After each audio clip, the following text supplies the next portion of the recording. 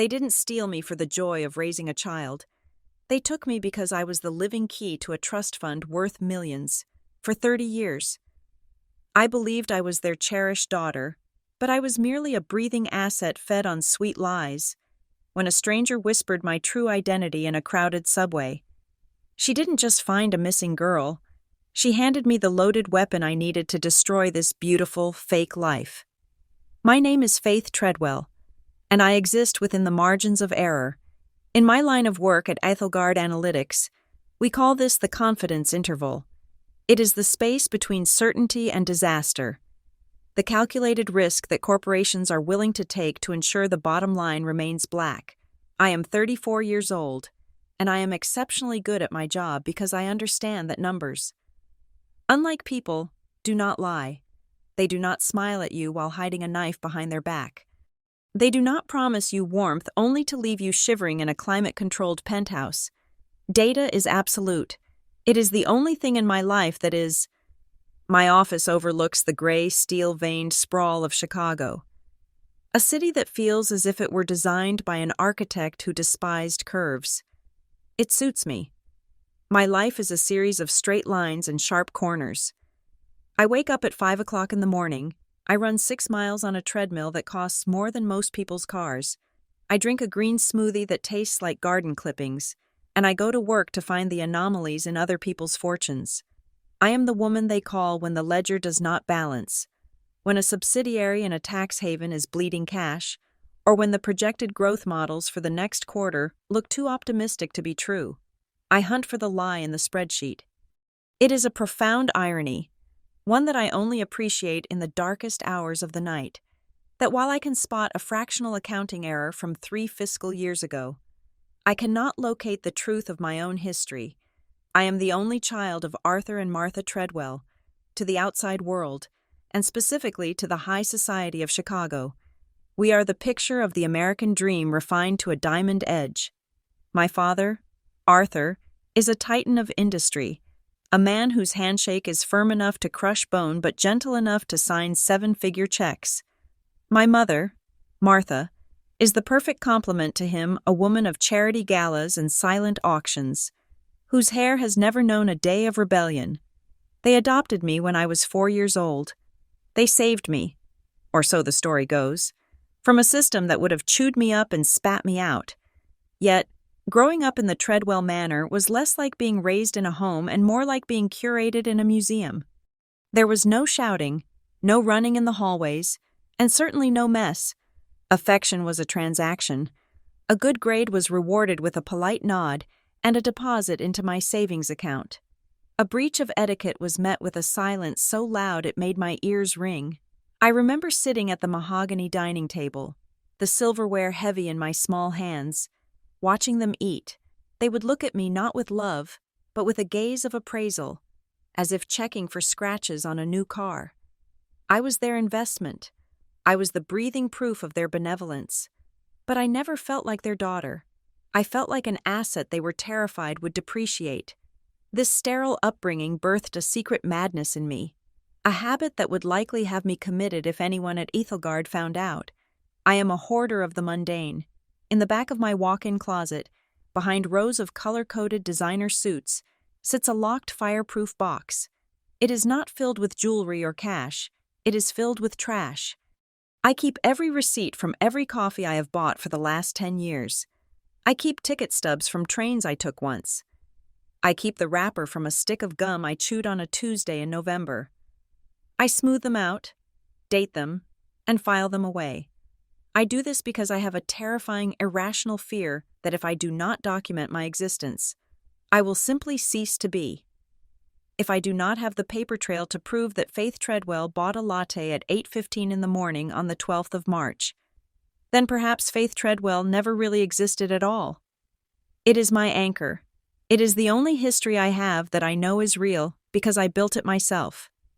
Tonight, however, my history was about to be rewritten by a stranger with a glass of red wine. It was 6 o'clock in the evening. I was attending the opening of a contemporary art exhibition at a gallery in the Loop. I was there representing Ethelgard, which was a major sponsor of the event. The room was a cavern of white walls and polished concrete, filled with people who looked as if they had been airbrushed into existence. The air smelled of expensive perfume, ozone, and the metallic tang of chilled champagne. A string quartet played something discordant in the corner. A piece of music that sounded like anxiety set to a rhythm. I stood near a sculpture that looked like a twisted car crash plated in gold, nursing a glass of sparkling water. I was wearing a white silk dress, a garment so simple and precise it cost $4,000. It was armor. In this dress, I was untouchable. I was observing the crowd, calculating the net worth of the room. When I felt the impact, it was not a violent shove, but a stumble. Someone had lost their footing and crashed into my side. I felt the cold splash of liquid soak through the silk at my waist, followed immediately by the shattering of glass on the concrete floor. The chatter in the immediate vicinity died instantly. I looked down. A dark, blood-red stain was spreading rapidly across the pristine white of my dress, looking violently like a gunshot wound. I felt a flash of irritation not at the ruined dress, but at the disorder, the mess, the disruption of my carefully controlled evening. "I am so clumsy," a voice gasped. "I am so terribly sorry." I looked up to see the culprit. She was a woman in her late 50s, dressed in a black velvet gown that hung loosely on her frame. She was elegant, undeniably so, but there was a fragility to her, a brittleness that suggested she might shatter just like the wine glass she had dropped. Her face was gaunt, her cheekbones sharp enough to cut, and her eyes were surrounded by the dark shadows of chronic sleeplessness. She looked like a ghost haunting her own life. I composed my face into a mask of professional forgiveness. "It is fine," I said, my voice cool and detached. "Accidents happen. Please do not worry about it." I turned to signal a waiter for a napkin, intending to retreat to the restroom and then leave. The stain was fatal to the garment. There was no recovering this evening. But as I turned back, I found the woman staring at me. She was not looking at the stain. She was looking at my face, and she was not just looking, she was searching. Her eyes, a pale, washed-out blue, widened, her breath hitched in her throat. A ragged sound that was too loud in the sudden quiet of the gallery. The apology died on her lips. Her hands, which had been fluttering nervously, went still. I saw a transformation occur in real time. The social embarrassment vanished, replaced by a shock so profound it looked like physical pain. But beneath the pain, there was something else, a terrifying, desperate hunger. "Madam?" I asked, stepping back slightly. The intensity of her gaze made the hairs on my arms stand up. She did not blink. She took a step toward me, crunching on a shard of broken glass, oblivious to it. She did not say what people usually said when they stared too long. She did not say, "You look like someone I know." She did not say, "You remind me of my sister." She whispered, her voice trembling with a mixture of horror and prayer. "You finally came back. Serafina." The name meant nothing to me. It was a collection of syllables, foreign and strange. I assumed she was drunk, or perhaps suffering from early-onset dementia. It was a sad scene, but not my problem. "You have mistaken me for someone else," I said, my tone firming up. I needed to extricate myself from this situation before it became a scene. "My name is Faith Treadwell." I turned to walk away. I took 2 steps toward the exit, my heels clicking on the floor. Then I felt a hand clamp around my wrist. It was not a polite touch. It was a grip of iron, possessed of a strength that contradicted the woman's frail appearance. It was the grip of someone dangling over a cliff edge, holding on to the only route that could save them. She yanked me back with enough force to make me stumble. "Let go of me," I hissed, low and dangerous. The crowd was watching now. I could feel the eyes of Chicago's elite boring into my back. This was a disaster. The woman, Alara Vance, though I did not know her name then, did not let go. She pulled me closer, invading my personal space. Her face inches from mine. I could smell the wine on her breath. But underneath it, the scent of lavender and old paper. Her eyes were frantic, darting over my face, cataloging every feature. "The bird," she rasped. Her voice was no longer a whisper. It was a demand. The birthmark, the shape of a sparrow in flight, on the back of your neck, just beneath the hairline. It is still there, is it not?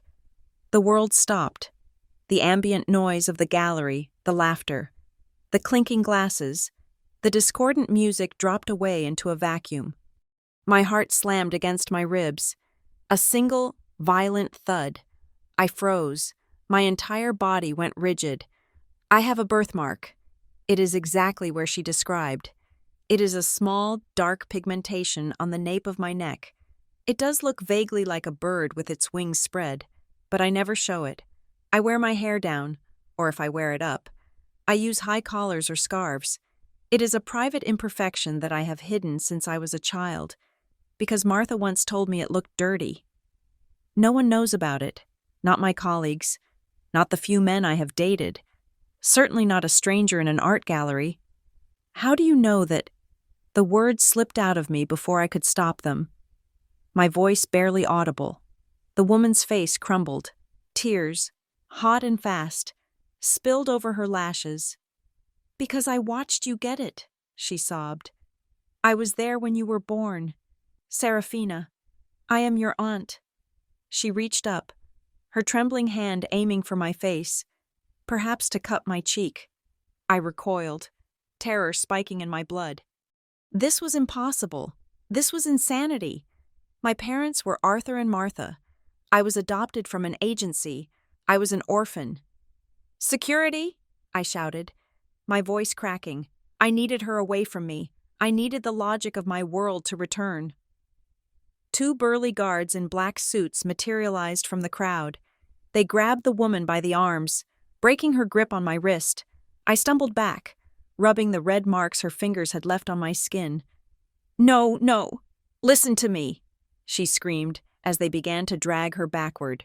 She did not fight them physically, but her eyes never left mine. They were locked onto me, burning with a frantic urgency. Do not let them lie to you anymore. Get her out of here, I ordered, my hands shaking. I smoothed my ruined dress, trying to regain my composure, trying to push the impossible knowledge she possessed out of my mind. But she was not done. As they hauled her toward the glass doors, she took a deep breath and shrieked, a sound that tore through the sophisticated atmosphere like a serrated knife. Ask Arthur about Project Sparrow, she screamed, her voice echoing off the high ceilings. Ask him who Serafina Vance is. The doors slammed shut, cutting off her voice, but the silence she left behind was deafening. I stood there, the red wine drying sticky and cold against my skin, surrounded by 100 staring strangers, but all I could feel was the burning sensation on the back of my neck, right where the bird-shaped mark lay hidden. Suddenly heavy as a target, Project Sparrow. The name settled in my stomach like a stone. I looked around the room, but the perfect, shiny world of the exhibition now looked distorted, like a reflection in a cracked mirror. I needed to go home. I needed to check the lock on my box of receipts. I needed to make sure I still existed. But deep down, as I turned to flee the scene, I knew that Faith Treadwell, the woman of logic, the woman of facts, had just walked into a variable she could not calculate. My penthouse apartment on the 42nd floor usually feels like a sanctuary, a glass box suspended above the chaos of the city. Tonight, it felt like a cage. I scrubbed my skin in the shower until it turned raw and red, trying to wash away the phantom sensation of Alara Vance's grip on my wrist. But the water could not rinse away the echo of her voice. Project Sparrow. The words bounced around the marble walls of my bathroom, refusing to drain away with the soap suds. I stepped out onto the cold tile, wrapped in a thick towel, and walked straight to the vanity mirror. I did not look at my face. I grabbed a hand mirror from the drawer and turned my back to the wall-sized glass. I swept my wet hair up, holding it tight against my skull, and angled the hand mirror until I caught the reflection of my own neck. There it was, the flaw, the mistake. For 34 years, I had seen a discoloration, a smudge of brown pigment that ruined the symmetry of my skin. Tonight, I saw what she had seen. The irregular borders did not look random anymore. They looked like wings, a small dark bird frozen in mid-flight, soaring upward toward my hairline. My breath fogged the glass. It was not just a birthmark. It was a barcode. It was a serial number that proved I belonged to a history I had never been told. I stared at it until my eyes watered, realizing that this mark was the only honest thing about me. I did not sleep. I sat in my living room, watching the lights of Chicago blink out one by one, waiting for the sun to rise so I could start the hunt. At 8 o'clock in the morning, I dialed my father's number. My phone felt heavy, like a brick of lead. I needed to hear his voice. I needed to gauge the baseline data before I introduced a new variable. "Faith," Arthur's voice came through the speaker, crisp and steady as always. "You are calling early. Is everything all right with the portfolio?" "Everything is fine." "Arthur," I said, keeping my tone flat, professional. I never called him Dad when we discussed business, and we almost always discussed business. I just wanted to touch base regarding the quarterly review and to apologize for the dress. I might need to bill the company for a replacement. "The dress?" he asked, a hint of confusion in his tone.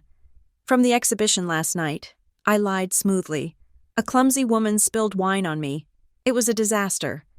"Ah, unfortunate. Send the invoice to my secretary." I took a breath, gripping the phone tighter. It was a strange night. The woman was odd. She kept rambling about old art projects, something called Project Sparrow. Have you ever heard of it? I thought it might be a new installation. The silence that followed was not long. It lasted perhaps 2 seconds. But to a data analyst, 2 seconds is a canyon. Arthur Treadwell does not pause. He answers. He deflects. He instructs. He does not hesitate. "No," he said finally. His voice was unchanged, but the rhythm was off. It was too clipped, too quick. "I have never heard of it.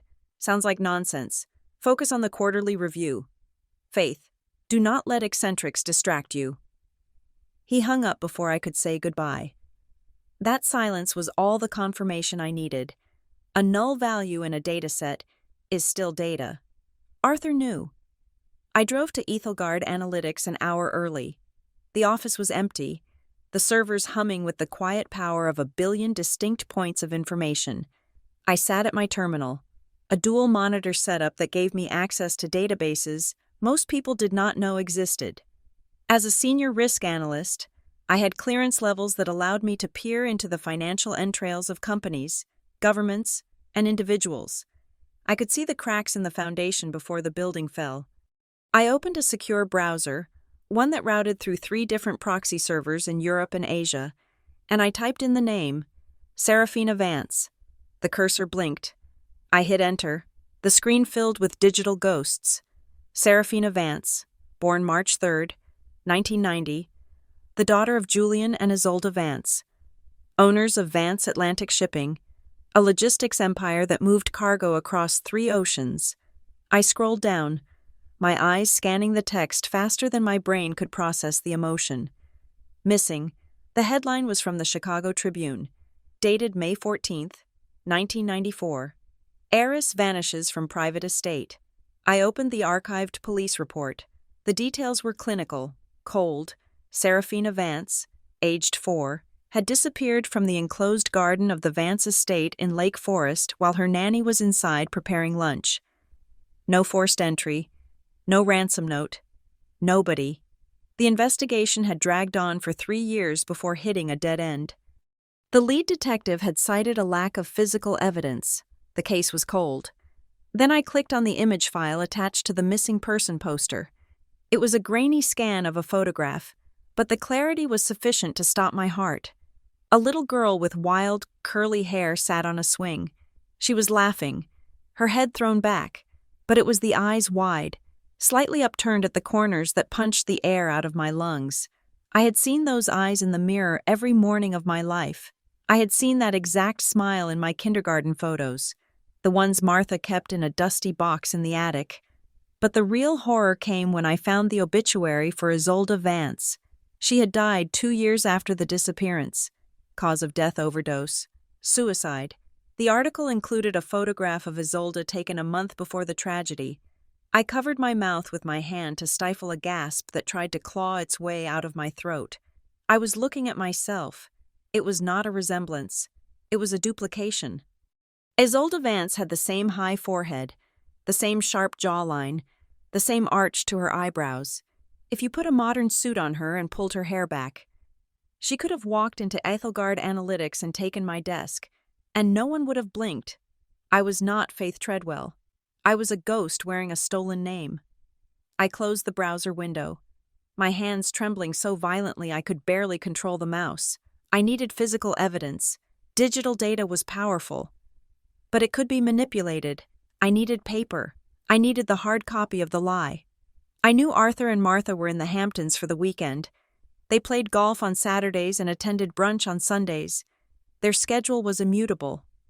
I drove to the Treadwell estate in the suburbs.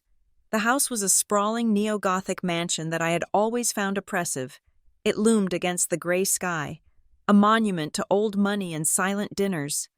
I parked my car 2 streets away and walked, slipping through the side gate that I knew had a faulty latch, a defect Arthur had been meaning to fix for 15 years. My key slid into the back door lock with a smooth, silent click. The house smelled of lemon polish and stale cigar smoke. It was the smell of my childhood. But today it smelled like a crime scene. I went straight to Arthur's study on the 2nd floor. The room was lined with bookshelves from floor to ceiling, filled with leather-bound volumes that had never been opened. A massive mahogany desk dominated the center of the room. This was Arthur's sanctuary, the place where I was forbidden to enter as a child without knocking 3 times. I did not knock. I began to tear the room apart, but I did it with the precision of a surgeon. I did not throw books on the floor. I pulled them out, checked behind them, and replaced them. I ran my hands under the shelves, feeling for latches. I checked the hollows of the fireplace. Behind a heavy oil painting of a hunting scene, I found the wall safe. It was digital, top of the line. I stared at the keypad. I tried my birthday. I tried his birthday. I tried the date of their wedding. Nothing. The red light blinked, mocking me. I could not brute force this.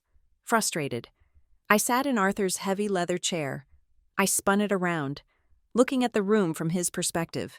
Where would a man like Arthur hide the things he needed to access quickly?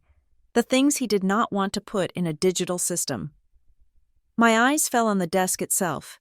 It was an antique, heavy and solid. I pulled out the bottom drawer on the right side. It was filled with old tax returns from the early 2000s. Useless. I pulled the drawer all the way out, setting it on the floor. I lay on my back and slid halfway under the desk, shining the flashlight from my phone upward. There, taped to the underside of the desk surface, was a thick manila envelope. It was not hidden in a secret compartment. It was simply taped where no one would ever look, unless they were looking for a structural flaw. I ripped the tape loose and slid out from under the desk. I sat on the floor, my legs crossed, and opened the envelope. Dust motes danced in the shaft of light coming through the window. The papers were yellowed at the edges. They were carbon copies of bank transfer authorizations. I began to read, and as I did, the cold logic of my brain began to assemble the narrative. The first document was dated June 1st, 1995, exactly 1 year after my adoption was finalized. It was a transfer of funds from an entity listed only as the SV Trust, based in the Cayman Islands. The amount was $200,000. The recipient was Arthur Treadwell. I flipped to the next page. July, 1995. Another $200,000. August, September, October, month after month, year after year. The amounts increased over time. By the time I reached the documents from 2010, the monthly transfers were $500,000. I did the math in my head instantly. Over 30 years. The total sum was astronomical. It was enough to buy this house 10 times over. It was enough to fund Arthur's investments, his reputation, his power. But it was the beneficiary note on the 1995 document that made my blood freeze in my veins. Subject Maintenance and Care Protocol / Serafina Trust. Disbursement. I dropped the paper. It fluttered to the Persian rug like a dying leaf. They had not adopted me. They had been hired. Arthur and Martha Treadwell were not my parents. They were my jailers, and they were not paying for my life. I was paying for theirs. Every dress they bought me, every school tuition they paid, every meal they put on the table, it had all been paid for by my own inheritance. I was not a daughter. I was a cash cow. I was a biological key that unlocked a stream of money they could never have earned on their own. I looked around the luxurious study, at the leather books, the silk curtains, the crystal decanter on the sideboard. It was all mine. Every single inch of their comfort was built on the foundation of my stolen life. I stood up, my knees shaking. I carefully put the papers back into the envelope. I taped it back under the desk exactly as I had found it. I put the drawer back. I wiped the handle. I could not take the evidence yet. If they knew I knew, they would run, or worse. I walked out of the house, the silence ringing in my ears. The parents I had spent my life trying to please, trying to emulate, trying to love despite their coldness, they were monsters. But they were not monsters who lived under the bed. They were monsters who wore Italian suits and hosted charity balls. As I drove back to the city, the tears finally came, but they were not tears of sadness. They were tears of rage, hot, blinding, purifying rage. I looked in the rearview mirror, wiping the wetness from my cheeks. The eyes staring back were not Faith's eyes anymore. They were Serafina's, and Serafina was done being a victim.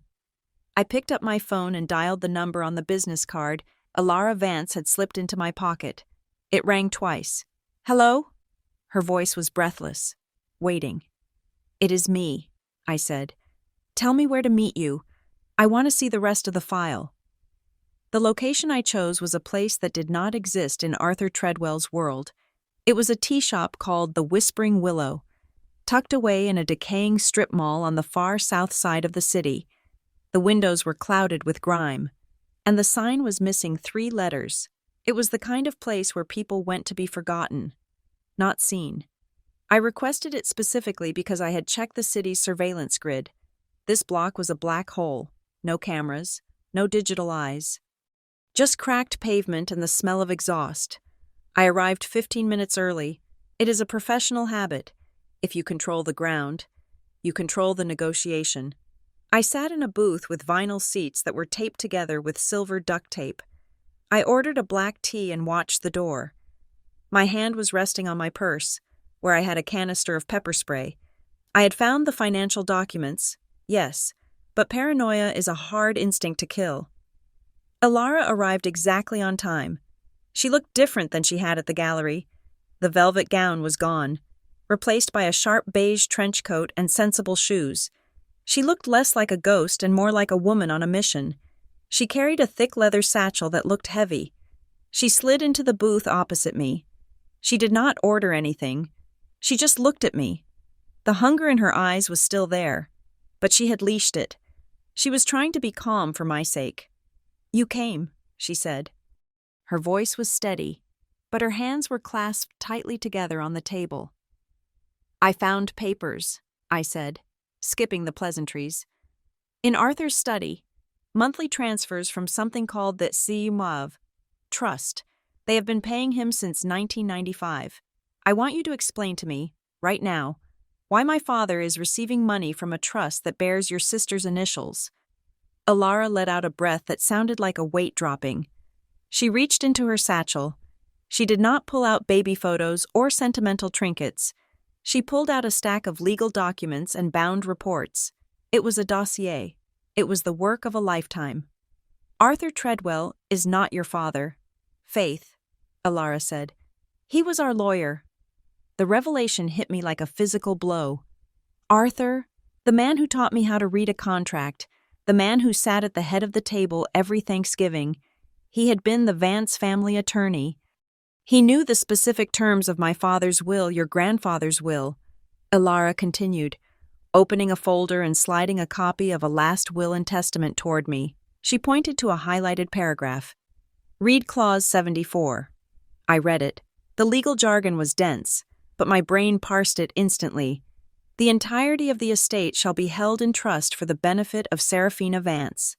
In the event of her confirmed death, the assets shall be liquidated and donated to the charities listed in Appendix B. In the event of her disappearance without confirmation of death, the assets shall remain frozen under the guardianship of the executor until such time as she is found or declared legally dead in absentia. Here is the catch, Alara said, her finger tracing the lines. If you died, the money went away to charity. Arthur could not steal it if you were dead. But if you were missing, the money just sat there, waiting. But the transfers, I argued, my voice tight. The money is moving. It is not frozen. Because of the second loophole, Alara said, her eyes darkening with anger. The asset protection clause. If the heir is located but requires protective anonymity due to credible threats against their safety, the executor can access the funds to provide for their care without public disclosure. Arthur engineered your kidnapping. He hired the people who took you from the garden. He staged the scene to look like a permanent disappearance to the police and to us.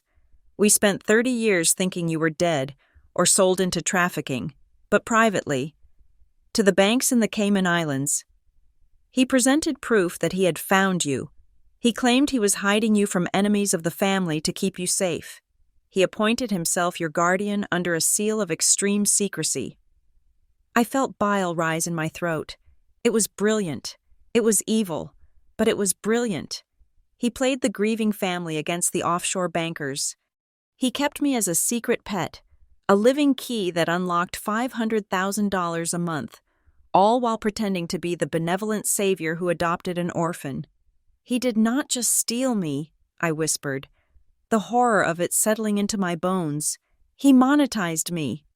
He turned you into a diversified income stream, Alara said brutally, and he used the money to build the Treadwell reputation. Every charity gala, every political donation, it was all paid for with the Vance inheritance. You paid for your own kidnapping. Serafina. I stared at the paperwork. The dates aligned perfectly. The logic was sound. But I am a creature of empirical evidence. Stories can be fabricated. Documents can be forged. This is a compelling narrative, I said, my voice shaking despite my best efforts to sound cold. But it is circumstantial. I need biology. I need to know that I am who you say I am. Alara nodded. She reached into the bag again and pulled out a sealed plastic kit. It was a sterile DNA collection swab. I knew you would ask, she said. I am already in the system. My DNA is on file with every missing person's database in the country. But we can do this privately. There is a lab in the city that can rush the results. 48 hours. I took the kit. My hands felt numb. I tore open the package, the plastic crinkling loudly in the quiet tea shop. I swabbed the inside of my cheek. It felt like a surrender. I placed the swab back in the tube and sealed it. I handed it to her. Do not lie to me, Alara. If this comes back negative, I will destroy you for disrupting my life. It won't, she said softly. She took the tube as if it were a holy relic. We sat in silence for a moment. The tea in front of me had gone cold. You have her allergies, Alara said suddenly. It was not a question. I looked up. Excuse me. Isolde, your mother. She was allergic to birch pollen. Just a mild reaction. Itchy eyes in the spring. Do you have that? I froze. Every April, I had to take antihistamines. Arthur always dismissed it as weakness. Treadwells do not have allergies, he would say. Yes, I admitted. And the rain, Alara said, her eyes distant, remembering. Isolde loved storms. When the thunder started, everyone else would run inside. She would go to the porch. She said the sound of the rain made the world quiet enough for her to think. You used to sit on her lap and watch the lightning. You never cried. You just watched. I felt a sudden, sharp pain behind my eyes. I had a noise machine in my bedroom.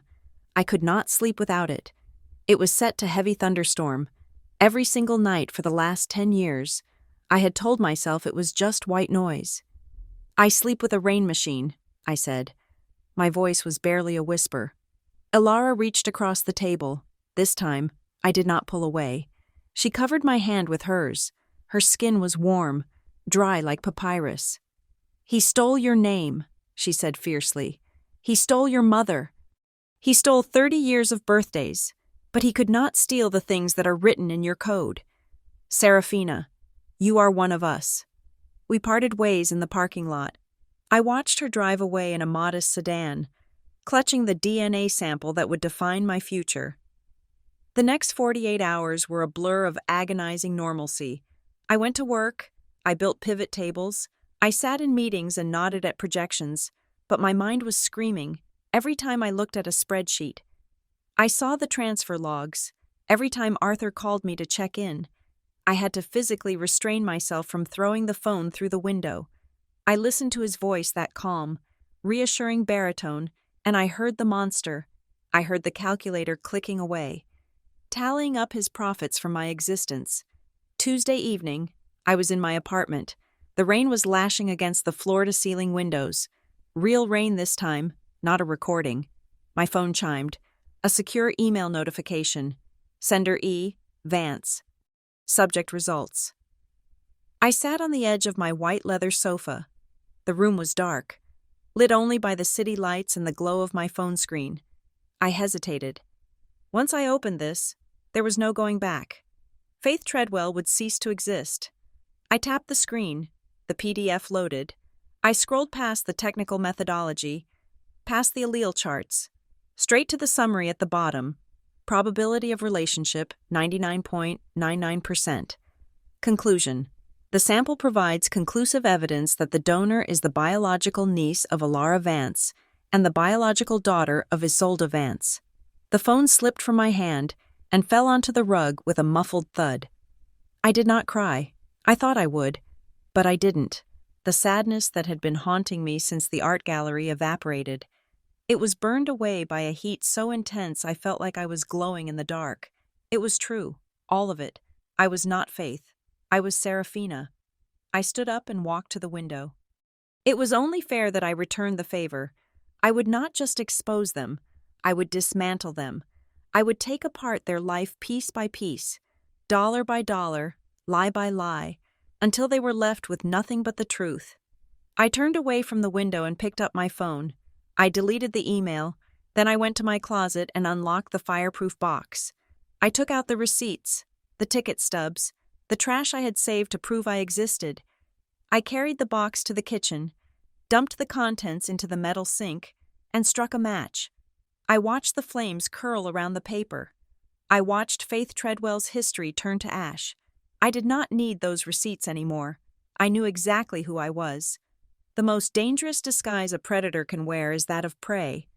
For 3 decades, I had been the prey, the unsuspecting gazelle grazing in a field mined with explosives. But now, as I stood before the heavy oak doors of the Treadwell estate on a Sunday evening, I was no longer the gazelle. I was the wolf in a silk blouse. I rang the doorbell. It was a performance. I had a key. Of course, but a guest rings the bell. A dutiful daughter rings the bell. Martha opened the door. She was wearing a cashmere cardigan the color of oatmeal and a smile that did not reach her eyes. It was the same smile she had worn at every birthday party, every graduation, every moment where maternal warmth was required by the social script. "Faith, darling," she cooed, leaning in to kiss the air next to my cheek. "You look pale. Are you eating enough?" "I am fine, Mother," I said. The word tasted like ash in my mouth. Mother. It was a biological impossibility and a moral lie. "Just busy with work." I walked into the foyer. The house was exactly as I had left it during my break-in. But now the context had shifted. The crystal chandelier did not look elegant. It looked like it was purchased with blood money. The Persian rugs did not look luxurious. They looked like they were woven to muffle the screams of a stolen child. I felt a cold, clinical detachment settle over me. This was not a home. It was a crime scene that had been scrubbed clean with money.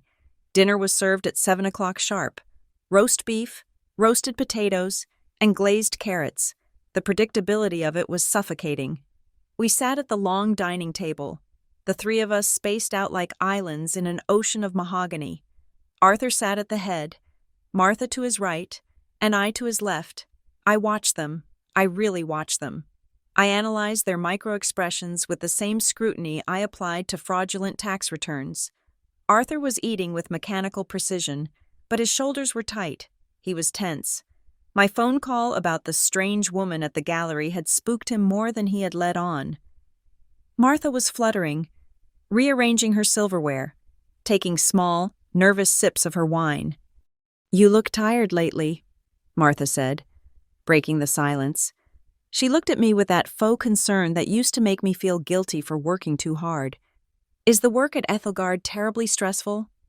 "You have dark circles under your eyes." I cut a piece of roast beef, taking my time. I chewed slowly, swallowed, and then looked directly at her. "Actually, it is fascinating," I said, offering a thin, sharp smile. "I am investigating a massive embezzlement case right now. It is incredibly complex. The deeper I dig, the more rot I find." At the head of the table, Arthur froze. His knife was midway through sawing a piece of meat. "Embezzlement?" Arthur asked. His voice was controlled, but the cadence was just a fraction too slow. "I thought you were in risk assessment, not forensics." "The lines are blurring," I said lightly. "We are looking at legacy accounts, old money. You know how it is, Arthur. People think that if they steal money 30 years ago, the crime expires. But the numbers never forget." I took a sip of water, watching him over the rim of the glass. "We are specifically reviewing trust funds from the early 90s, I lied. "We found a pattern of shell companies used to launder money from orphaned estates. It is sickening, really. Imagine stealing from a child." Arthur's knife slipped. The serrated blade dragged across the fine bone china with a sound like a dying violin. It was sharp, piercing, and violent. Martha flinched. Arthur dropped the knife. It clattered onto his plate. "Sorry," Arthur muttered, reaching for his napkin to wipe a bead of sweat from his upper lip. My hand slipped. "Arthritis, I suppose." "You should be careful," I said, my voice dripping with solicitous poison. "You have so much to lose if you lose your grip." The rest of the dinner was an exercise in torture. I kept the conversation circling around themes of justice, prisons, and the infallibility of modern forensic accounting. I watched them squirm. It was intoxicating. For the first time in my life, I held the power in this room. They were terrified of me, and they did not even know why yet. They just sensed the predator circling the perimeter. After dinner, we moved to the sitting room for coffee. This was my window of opportunity. "Arthur," I said, standing up, "I need to check a quick email for the case. My phone battery is dead. May I use your laptop for a moment?" It was a test. If he said no, he was already in panic mode. If he said yes, his arrogance was still intact. Arthur hesitated. He looked at Martha, then back at me. "Of course," he said, waving a hand toward his study. "Just do not close my tabs. I am monitoring the Asian markets." He was arrogant. He thought I was still Faith, the loyal dog who would never bite the hand that fed her. I walked up the stairs, my heart rate steady at 60 beats per minute. I entered the study, the same room where I had found the bank transfers days ago. I sat at his desk and woke up his laptop. I did not check my email. I reached into my pocket and pulled out a USB drive. It contained a piece of software I had acquired from a contact on the dark web, a keystroke logger with remote access capability. It was invisible to standard antivirus programs. It would record every button he pressed, every password he typed, every email he sent, and mirror it to a secure server that only I could access. I plugged it in. The installation took 12 seconds. While the progress bar filled, I quickly scanned his desktop. There was a folder labeled Real Estate 2026. I opened it. The contents confirmed my hypothesis. There were draft emails to 3 different real estate brokers. He was inquiring about the urgent liquidation of commercial properties in downtown Chicago. He was trying to turn bricks and mortar back into cash. He was preparing to run. I pulled the USB drive out the second the installation finished. I closed the window and opened a generic news site just as Arthur walked into the room. "All done?" he asked, eyeing me suspiciously. "Yes," I said, standing up. "Thank you. I just needed to confirm a meeting time for tomorrow with the FBI liaison." I saw the color drain from his face. It was subtle, just a slight graying of the skin. But I saw it. "The FBI," he choked out. "Consultants," I smiled. "For the embezzlement case. Good night, Arthur. Thank you for dinner." I drove back to my penthouse, the adrenaline finally crashing into a cold, hard focus. I did not go to bed. I set up my command center. I had 3 monitors running. The center screen was linked to the keylogger output. At 11:30 at night, the data started pouring in. Arthur was on his computer. He was not checking Asian markets. He was logging into offshore accounts. I watched in real time as he typed in his passwords. Serafina94. The password was my name, and the year he stole me. The audacity of it made me want to vomit. He was moving money, fast. He was consolidating funds into a cryptocurrency wallet, trying to make the assets untraceable. He was terrified. My comment about the FBI had triggered a full-scale evacuation protocol, but as I dug deeper into his hard drive, accessing files he thought were buried, I found something worse than financial crimes. I found a folder titled Medical, Martha. It contained scanned documents from a fertility clinic dating back to 1989, diagnosis irreversible infertility, then a series of emails recovered from an old backup, dated 1993. They were between Arthur and Martha. Martha. "I cannot stand it anymore. Arthur, Isolde has everything. The money, the house, and now the baby. She does not deserve her. She is weak. She is pathetic. That baby is wasted on her. Arthur, we have discussed this. There is nothing we can do." Martha, "You are the executor. You control the trust. If Isolde were incapacitated and the child needed a home, who would the court look to you?" Martha, "I want her. Arthur, I want that baby, and I want the life that comes with her. Fix it." I sat back in my chair, the glow of the monitors illuminating the tears that were drying on my face. It wasn't just greed. It was envy. Martha had not just gone along with Arthur's plan. She had engineered it. She had looked at her own sister, my mother, and hated her for her happiness. She had looked at me not as a child to be loved, but as a cure for her own inadequacy and a ticket to a fortune she felt she was owed. And then, the memories of their lies came flooding back, sharp and poisonous. I remembered being 7 years old, asking why I didn't look like them. Martha had sat me down, her face a mask of tragic pity. "Your real parents were very sick people. Faith," she had said. "They loved drugs more than they loved you. They left you in a dumpster behind a diner. We saved you." I had grown up carrying the shame of that lie. I had spent my entire life trying to be perfect, trying to be worthy, trying to scrub away the imaginary dirt of my junky origins. I had become a perfectionist, an overachiever, a neurotic hoarder of receipts, all because they told me I came from trash. But I did not come from trash. I came from a woman who loved rainstorms and painted in watercolors. I came from a mother who died of a broken heart because these monsters stole me to fix their bank account and their ego. I looked at the screen, where Arthur was frantically trying to sell a warehouse in the meatpacking district. "Run, rabbit, run," I whispered. I was not going to stop the transfers, not yet. I wanted him to pile all the money into one place. I wanted him to feel safe. I wanted him to think he had escaped. And then, when he was standing at the finish line, holding 30 years of stolen wealth, I was going to cut his legs off. I opened a new terminal window. I began to draft a program. It was a mirror hack. When Arthur moved the money to his safe wallet, my program would divert the destination address by 1 digit at the final millisecond. He would confirm the transfer. He would see the success notification. But the money would land in an escrow account controlled by the Federal Bureau of Investigation, flagged with the digital fingerprint of Serafina Vance. I would strip them of their fortune. Then I would strip them of their freedom. And finally, when they were sitting in a concrete cell, wearing orange jumpsuits that scratched their skin, I would visit them, and I would tell them that the girl from the dumpster had finally taken out the trash. I typed the first line of code. The hunt had officially begun. If you want to kill a king, you do not hire a soldier. You hire the king's oldest enemy. Arthur Treadwell had spent 40 years building a fortress of legal immunity around himself, but every fortress has a flaw designed by its architect's ego.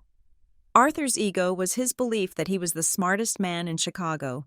To dismantle him, I needed someone who had spent those same 40 years hating him for that arrogance.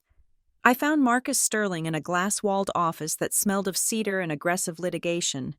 Marcus was 70 years old, a man carved from granite and spite. He had lost 3 major corporate cases to Arthur in the 90s, and rumor had it he kept a framed photo of Arthur on his dartboard. I sat across from him, placing a single folder on his desk. I did not introduce myself as Faith Treadwell, the dutiful daughter. I introduced myself as a potential client with a nuclear warhead. I do not take cases from Treadwells, Marcus rumbled, his voice like gravel in a mixer. Your father is a snake, and I assume the apple did not fall far from the poisonous tree. I am not here to defend Arthur, I said, my voice devoid of emotion. I am here to bury him. Marcus paused. He looked at me over the rim of his spectacles. His interest piqued. Go on. I have evidence of 30 years of embezzlement, fraud, and identity theft. I have proof that Arthur Treadwell has been looting a trust fund worth $50 million, and I have proof that he kidnapped the beneficiary to do it. Marcus opened the folder. He scanned the summary I had prepared. His eyes widened, then narrowed into a look of predatory delight. And who is the beneficiary? He asked. Me. That afternoon, the alliance was formed. We met in a secure conference room at a boutique hotel downtown Neutral Ground. Alara Vance joined us, bringing the emotional gravity to match Marcus's legal brutality. It was a strange tableau: the aunt who had never stopped searching, the lawyer who had never stopped hating, and the daughter who had never existed. We laid it all out. The scale of the theft was staggering. $50 million. It was a number that was hard to comprehend until you broke it down. It was the summer house in the Hamptons. It was the private jets. It was the bribes paid to zoning commissioners. It was the diamond necklace around Martha's neck. Every luxury I had grown up with was bought with money intended for my own safety. Arthur had utilized a legal mechanism known as the secret guardian. By claiming to the offshore trustees that Serafina Vance was in imminent danger from her father's business rivals, he had secured the right to manage her funds without public filing. He had turned me into a ghost to save my life, then charged the estate a premium for the service of hiding me. The problem is the kidnapping charge, Marcus said, tapping a gold pen against the table. The statute of limitations for kidnapping in Illinois is complicated. Since you are alive and were raised in luxury, a good defense attorney, and Arthur is the best, could argue that he rescued you.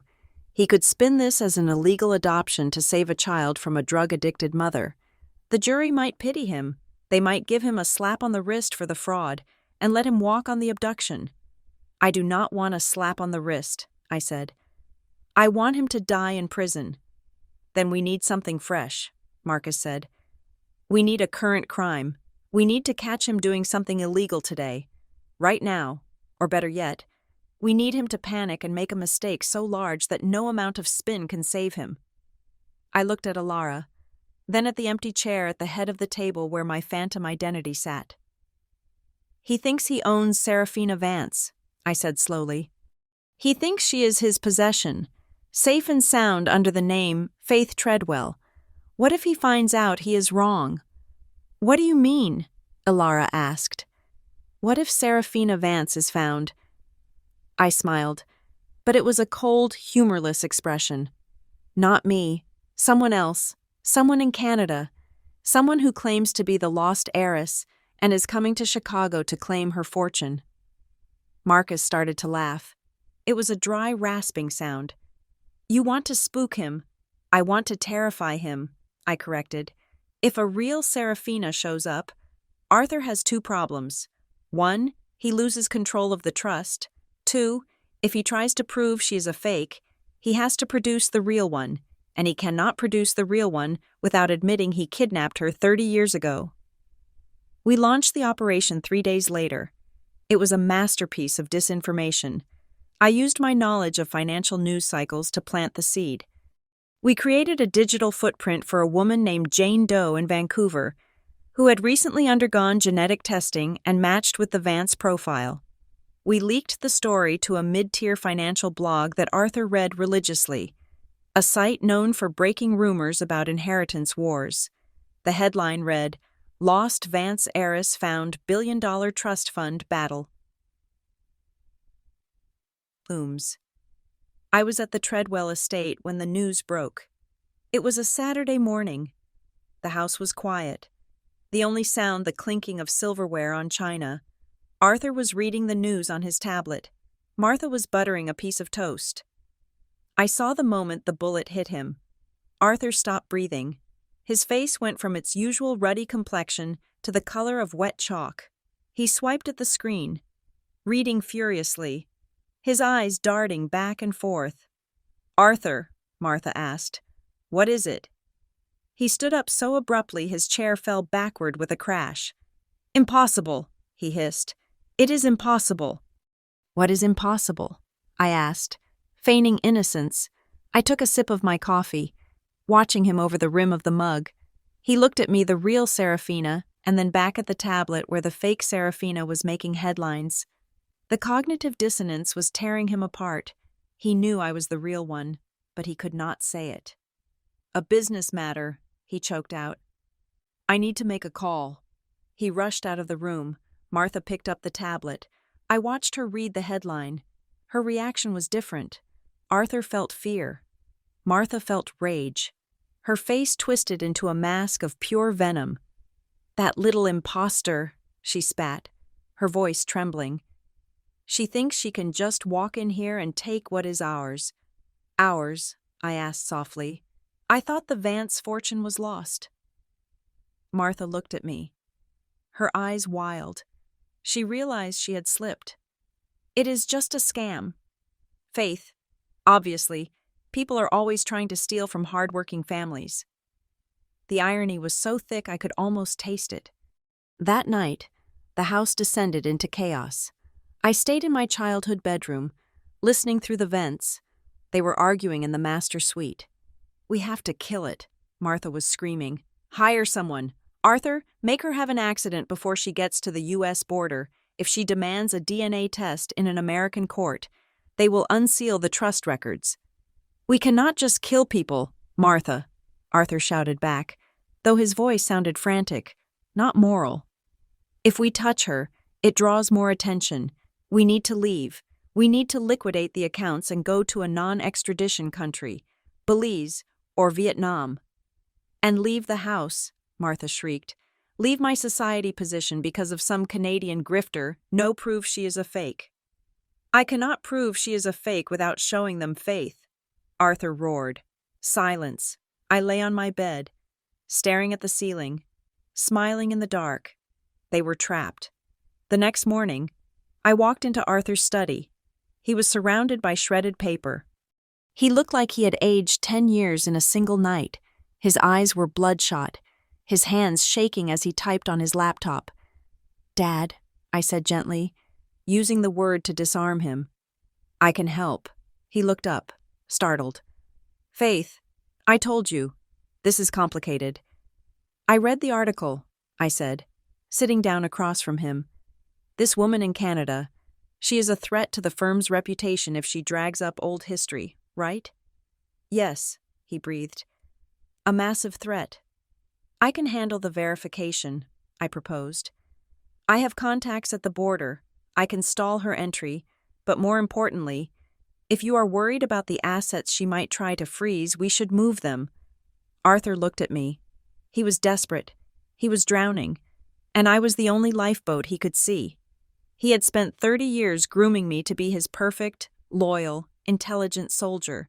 He trusted my competence more than he trusted his own wife. Move them where, he asked. I have set up a shell corporation in Panama for the embezzlement case I'm working on. I lied.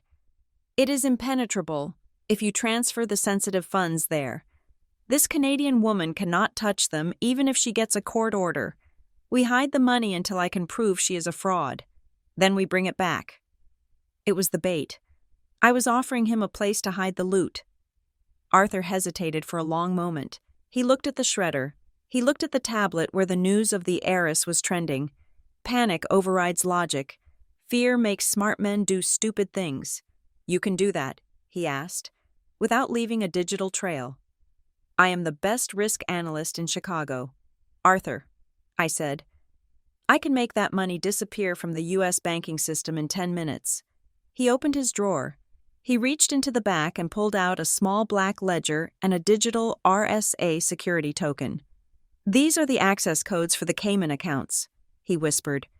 There is a significant amount of capital there. It is not just the Vance Trust. It is everything. Faith, our liquidity, our retirement. I will protect it, I promised. He handed me the book. He handed me the token. Do it now, he said. Before the markets open on Monday, I stood up. The book felt heavy in my hand. It was not just a ledger. It was a confession. By giving me access to these specific illegal accounts to evade a potential claimant, he was committing active money laundering and wire fraud. He was also conspiring to conceal assets. I walked out of the study, clutching the evidence to my chest. I will take care of everything, I called back to him. I went straight to my car. I did not drive to Ethelgard. I drove to Marcus Sterling's office. When I walked in, Marcus and Alara were waiting. I tossed the black ledger onto the desk. It landed with a heavy thud. He gave it to me, I said. He gave me the keys to the vault. Marcus picked up the RSA token, turning it over in his fingers like a rare jewel. Does he know what he just did? He thinks he is hiding his money from a fake heiress, I said. He does not realize he just handed the evidence of money laundering directly to the victim. This is it, Marcus said, a grin spreading across his face that was terrifying to behold. We have him on wire fraud, conspiracy, and money laundering, and since he just authorized you to move the funds today, the statute of limitations is reset. The crime is happening now. What about the money? Alara asked. Can we recover it? I am going to transfer it, I said, logging into Marcus's secure terminal. But not to Panama. I typed in the codes Arthur had given me. The screen populated with numbers that made my head spin. $52 million and 43 cents.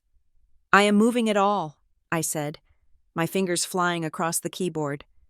To a frozen escrow account under the supervision of the district attorney, I hit the enter key. Transfer complete. The money was gone from Arthur's control. The trap was sprung. Now, I said, standing up and smoothing my skirt. It is time for the party. The party? Alara asked. Their anniversary party is tonight, I said. Arthur thinks the money is safe. He thinks he can relax. I want him to feel safe for exactly 4 more hours, and then I want to watch his world burn while he is holding a glass of champagne. Paranoia is a contagion. It starts in the mind of the guilty and spreads to everyone they touch. Arthur Treadwell had handed me the keys to his kingdom, believing I was his savior. But the silence that followed the transfer of $50 million had begun to rot his confidence. He was a man who had built his life on control, and for the first time, he had ceded it. That loss of control manifested as a black Ford Taurus sedan parked 3 cars down from my apartment building. I spotted it on Wednesday morning. It was 6 o'clock, the sky a bruised purple over Lake Michigan. I was lacing up my running shoes when I glanced out the window. The car was idling. The engine exhaust puffed white clouds into the chill air. It was clumsy, professional, but clumsy. I went for my run. The car followed. It stayed a respectful distance back, creeping along the lakefront drive. I did not look back. I did not speed up. I ran my usual 6 miles at my usual pace. I let him watch me. I let him see Faith Treadwell, the creature of habit, the boring analyst, the loyal daughter. When I stopped at my usual coffee shop, I bought 2 coffees. I walked back to the sedan and tapped on the passenger window. The glass rolled down. The man inside was thick-necked, wearing a baseball cap pulled low. He looked embarrassed. "You are going to get a ticket idling here," I said, my voice pleasant and helpful. "And my father is wasting his money. Tell Arthur that if he wants to know my schedule, he can just check the shared calendar." I handed him the extra coffee and walked away. I knew Arthur would be furious that I had burned his agent, but it was a calculated move. It told him 2 things. First, that I had nothing to hide. Second, that I was sharp. It reinforced the very competence he relied on. But the game was dangerous. I was walking a tightrope over a pit of vipers. Later that afternoon, I drove to the suburbs.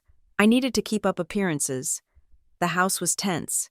Suitcases were stacked in the hallway, Louis Vuitton, leather, expensive. They were packing. They were preparing to run before the Canadian heiress scandal could freeze their assets. They did not know their assets were already gone.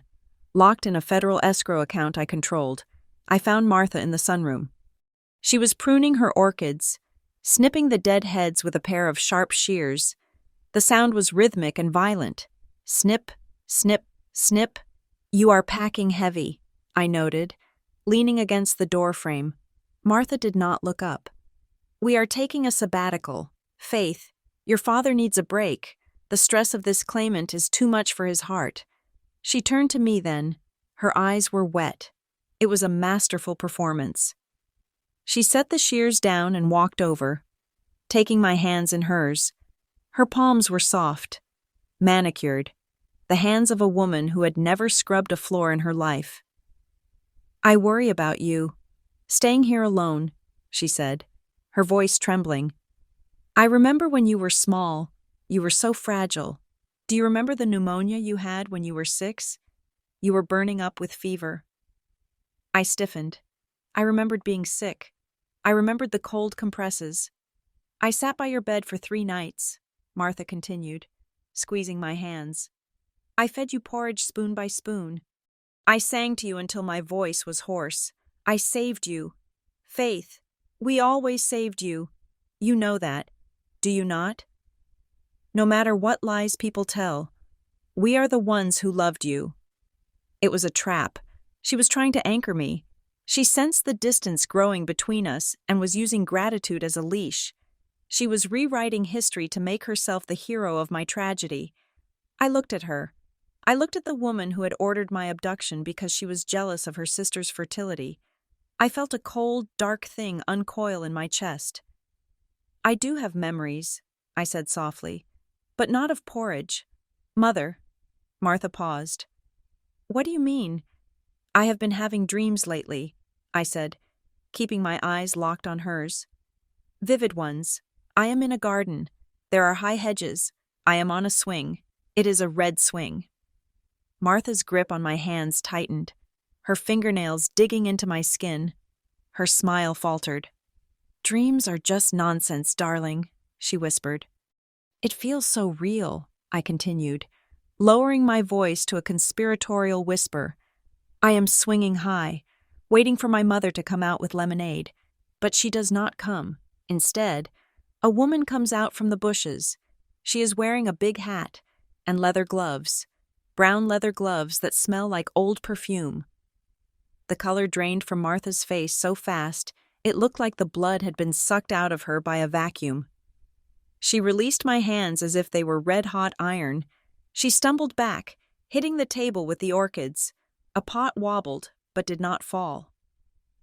"I remember the gloves," I said, stepping closer. "And I remember she did not sing to me. She put a hand over my mouth. It tasted like leather and salt. Is that not a strange dream?" "Mother." "Stop it," Martha gasped. She pressed a hand to her chest. "You are imagining things.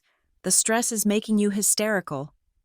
Perhaps, I shrugged, stepping back and letting the mask of the dutiful daughter slip back into place. You are right. I should rest. I just wanted to say goodbye before I head back to the city. I left her standing there, trembling among her mutilated flowers. I had planted the seed of terror. Now, she would wonder, does she know? Does she remember? Or is it just the ghost of the past haunting us? Paranoid people make mistakes. I needed them terrified. I left the house and drove toward the city, but I did not go home. I engaged in a series of counter-surveillance maneuvers I had learned from security consultants at Ethelgard. I drove into a parking garage on Wacker Drive, parked on the 4th floor, took the elevator down, walked through the lobby of the attached office building, and exited onto a different street. I hailed a cab and directed the driver to the public library. I met Alara in the stacks, Section J History. It was quiet. The smell of old paper surrounded us, a scent that reminded me of her, and of the mother I never knew. We have the transfer confirmation, I whispered, sliding a USB drive into her waiting hand inside a hollowed-out book. The money is secure. It is over $50 million. Arthur has nothing left but the cash in his wallet. I took the evidence to the FBI contact Marcus knows, Alara said, her voice low. They are building the indictment.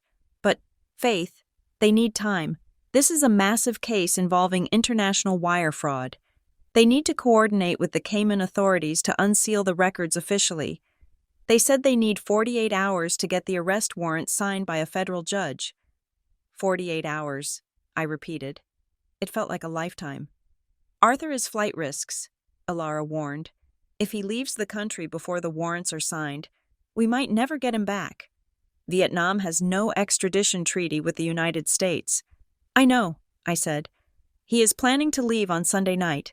He has a private charter booked from a secondary airfield. You have to stop him, Alara said. You have to keep him here until Tuesday morning. I cannot physically restrain him, I said. He is spooked. He wants to run now. Then give him a reason to stay, Alara said. I looked at the rows of books, the silence of the library, a reason to stay. What did Arthur Treadwell love more than his freedom, his ego? I took a cab back to my car, my mind racing. Arthur was a narcissist. He needed to be adored. He needed to be recognized. He could not bear to leave Chicago like a thief in the night. He wanted a coronation. I dialed his number. Arthur, I said, my voice breathless with excitement. I have an idea, a solution. We are packing. Faith, he snapped. We do not have time for ideas. Listen to me, I commanded. If you leave now, quietly, the rumors about the Canadian heiress will look true. Investors will think you are fleeing, the stock of Ethelgard will crash, and your legacy will be destroyed. People will say Arthur Treadwell ran away because he was a fraud. Silence on the line. I had hit the nerve. What do you propose? He asked. We control the narrative, I said. Tomorrow night is your 35th wedding anniversary. We throw a gala, a massive one. We invite everyone, the board, the partners, the press. Are you insane? He hissed. We need to be invisible. No, I countered. We need to be loud. We hold the party. You make a speech. You announce that you are retiring due to health reasons and that you are handing the chairmanship of the family holdings to me. You announce the succession. You leave as a hero. Arthur, you leave as a titan of industry passing the torch to his daughter. Then, the next morning, you fly out to your retirement in the tropics. No one chases you. No one suspects. You leave with applause, not sirens. The silence stretched for 10 seconds. I could hear him breathing. I could hear the gears turning in his head. He wanted it. He wanted the adulation. He wanted one last night of being the king of Chicago. Can you organize it in 24 hours? He asked. I am Faith Treadwell, I said. I can do anything. Do it, he said. But keep it tight. Only the A-list. I want the mayor there. I will get the mayor, I promised. I hung up. The trap was set. I spent the next 20 hours in a frenzy of logistics. I rented the ballroom at the Langham Hotel. I hired a catering company at triple their rate to work on short notice. I sent out digital invitations that were masterpieces of social pressure. The Treadwell Legacy Gala, no one would miss it. But my most important preparation was not the flowers or the champagne. It was the video presentation. I sat in my apartment with a video editor I had hired a kid from the art college who thought he was working on an avant-garde documentary. We compiled the footage, the family photos, the clips of Arthur receiving awards, and then the other footage. The scans of the bank transfers, the documents from the secret Guardian file, the missing person poster of Serafina Vance, and finally, a recorded interview I had done with Alara just hours before, where she looked into the camera and wept for her sister. Create a seamless transition, I instructed the editor. Start with the happy music, start with the golden years, and then cut to the truth. This is heavy stuff, the kid said, looking at me with wide eyes. Is this for a roast? It is for a retirement, I said grimly. We are retiring him permanently. By Saturday evening, everything was ready. I stood in the center of the empty ballroom, checking the sight lines. The screen was massive, suspended above the stage. The podium was set. My phone buzzed. A text from Arthur. We are en route. Make sure the press is there. I typed back. They are all here. Dad, waiting for you. I slipped the phone into my clutch. I was wearing the green dress again, the color of Serafina's dress in the photo. I touched the back of my neck, tracing the shape of the bird birthmark through the fabric. Tonight, the mouse would stop running. Tonight, the mouse would burn the house down. I walked toward the entrance to greet the guests. The air conditioning was cold, but I was sweating, not from fear, but from anticipation. The stage was set for a tragedy, and I was the director, the lead actress, and the executioner. Arthur and Martha walked in 20 minutes later. They looked magnificent. Arthur in a tuxedo, Martha in diamonds that glittered like ice. They smiled at the cameras. They shook hands. They played their parts perfectly. Arthur leaned in to kiss my cheek. Good work, Faith, he whispered. The car is waiting out back. As soon as the speeches are done, we are gone.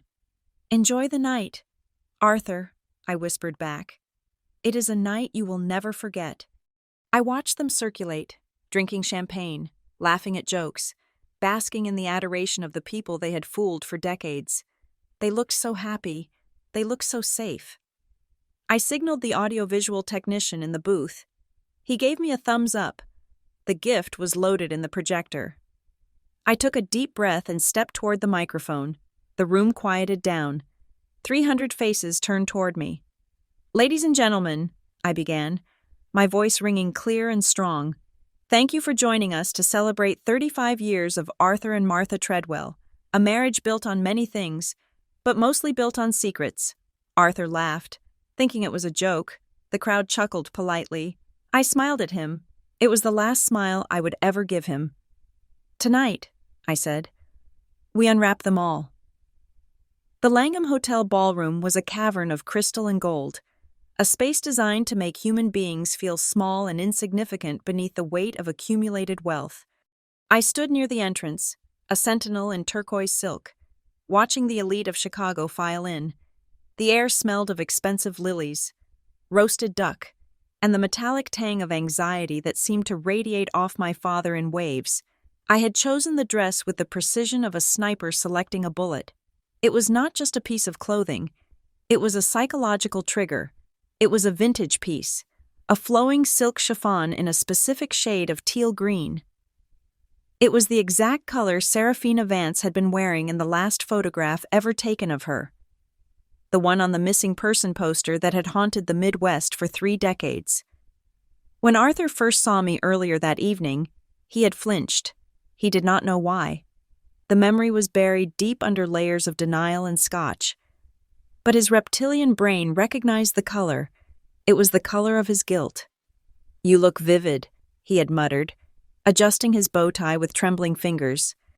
I wanted to stand out, I replied, smoothing the fabric over my hips. It is a night for history, is it not? Now, The room was full. 500 guests. The mayor was there, shaking hands near the open bar. The CEO of Ethelgard Analytics was chatting with a senator. It was a sea of black tuxedos and glittering gowns. A congregation of power gathered to worship at the altar of the Treadwell success story. Arthur and Martha were working the room, playing the role of the golden couple. They held hands. They laughed at jokes they did not hear. But I watched Arthur's eyes. They never rested. They darted from the exit signs to his watch, then back to the exit signs. He checked his Rolex every 3 minutes. He was calculating the time to the airfield. He was mentally already on the private jet, flying toward a non-extradition paradise, leaving the ruin of his reputation behind for me to clean up. A woman I recognized as a board member from the symphony approached me. She was dripping in diamonds that probably cost more than my college education. "Faith, darling," she gushed, grabbing my arm. "You must be so proud. 35 years in this day and age.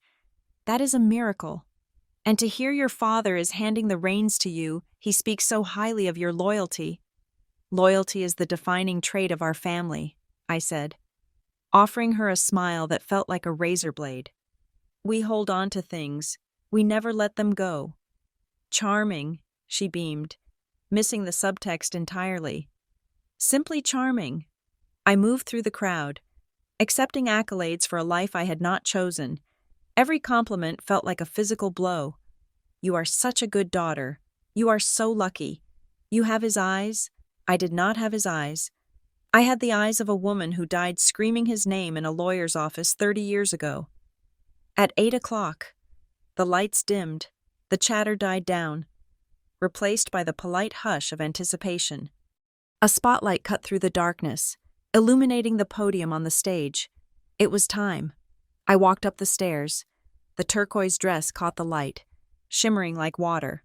I stood behind the microphone. I looked out at the sea of faces. I saw Arthur and Martha standing near the front, their faces masks of forced serenity.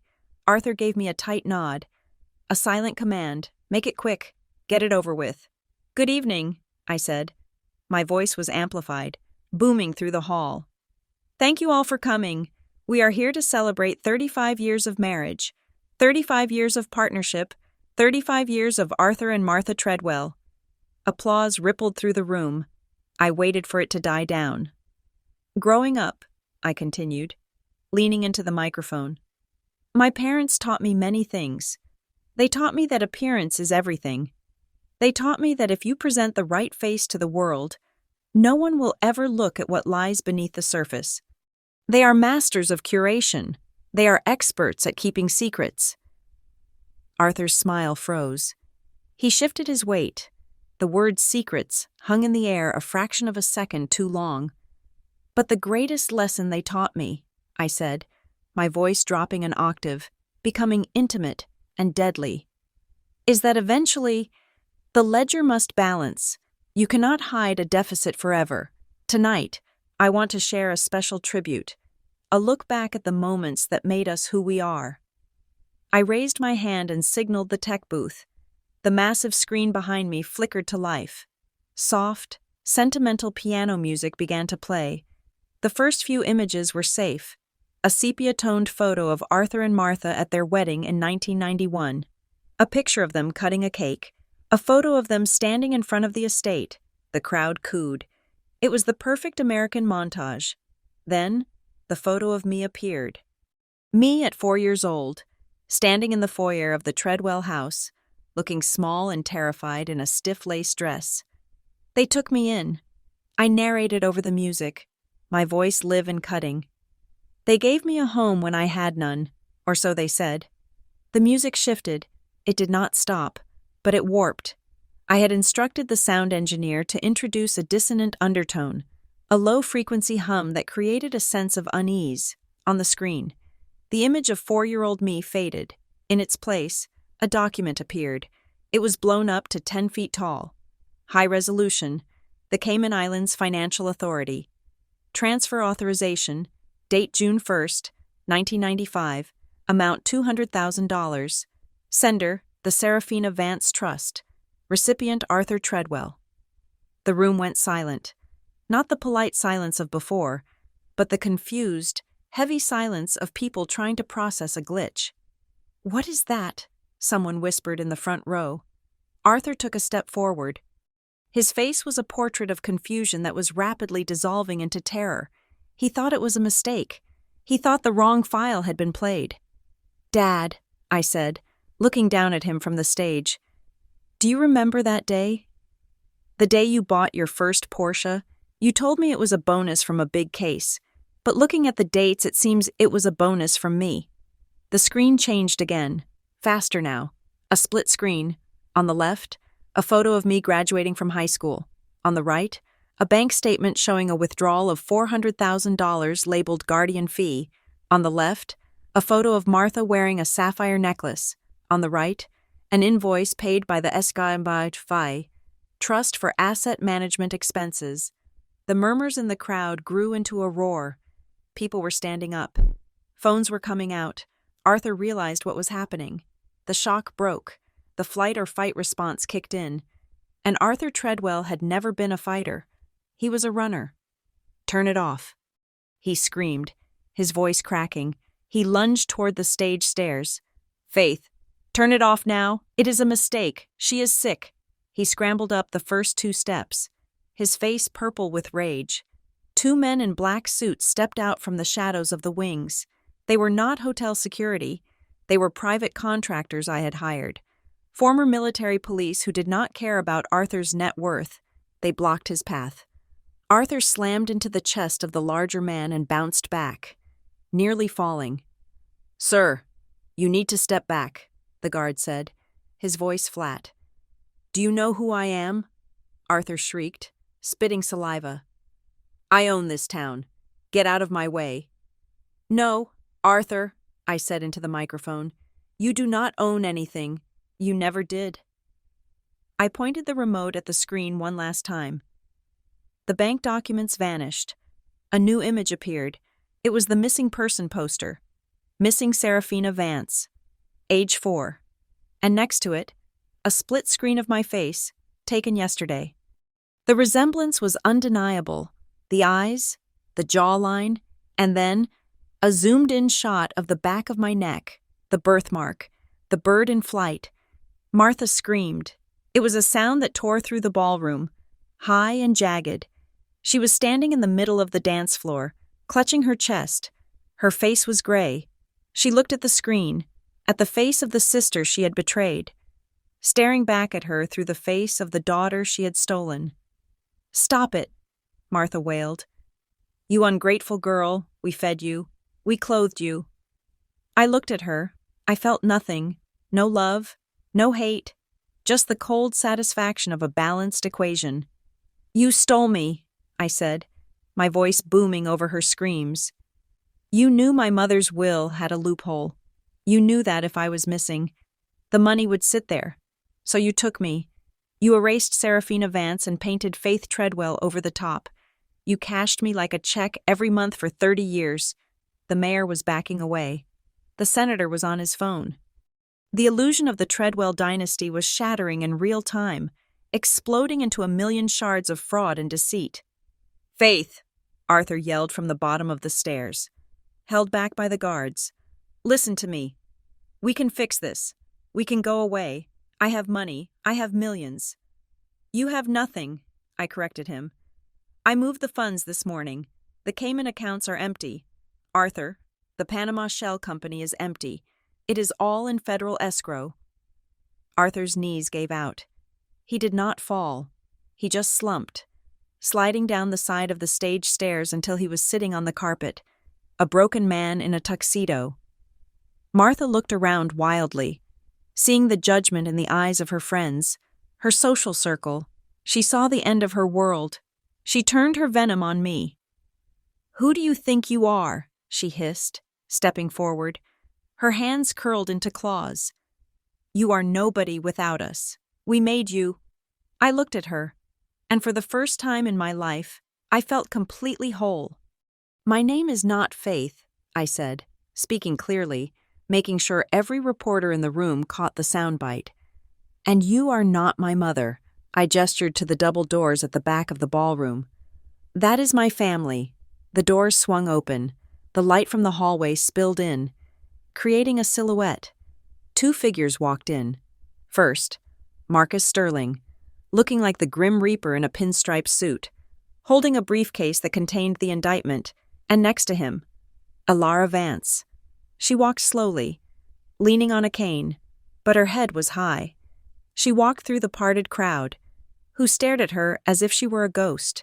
She looked at the screen, at the picture of the missing girl, and then she looked at me standing on the stage in the turquoise dress. She did not look at Arthur or Martha. She walked right past them. Martha shrank back as Alara passed, terrified of the woman she had wronged. Alara stopped at the foot of the stage. She looked up at me. There were tears in her eyes, but she was smiling. "I told you," Alara said, her voice carrying in the silent room. "I told you she would come back." I walked down the stairs. I bypassed Arthur, who was staring at the floor, muttering to himself about account numbers. I walked past Martha, who was trembling like a leaf in a storm. I stood in front of Alara. "I am sorry I was late," I said. Marcus stepped forward, turning to face Arthur. He pulled a document from his jacket pocket. It was not a toast. It was a citizen's arrest authorization, pending the arrival of the federal agents who were currently securing the perimeter. "Arthur Treadwell," Marcus boomed, his voice filled with 30 years of vindication. "I suggest you do not leave the building. The FBI is outside valeting your car." The flash of cameras erupted like lightning. The quiet was gone, replaced by the chaotic roar of a scandal breaking. I stood in the center of the storm, holding my aunt's hand, watching the house of cards fall. It was the most beautiful thing I had ever seen. The silence in the ballroom was not empty. It was heavy, suffocating, a physical weight pressing down on 500 pairs of shoulders. The image of the missing girl and my own face side by side on the giant screen was burning into the retinas of Chicago's elite. But Arthur Treadwell was a creature of the courtroom, a man who had spent 40 years spinning straw into gold and guilt into innocence. He was not going to go down without trying to sell one last lie. He dusted off his tuxedo trousers. He stood up, his spine straightening with a mechanical click. He fixed his bow tie. Then, he turned to the crowd, spreading his hands in a gesture of benevolent confusion. He looked like a father whose child had just thrown a tantrum in a supermarket, seeking the sympathy of other parents.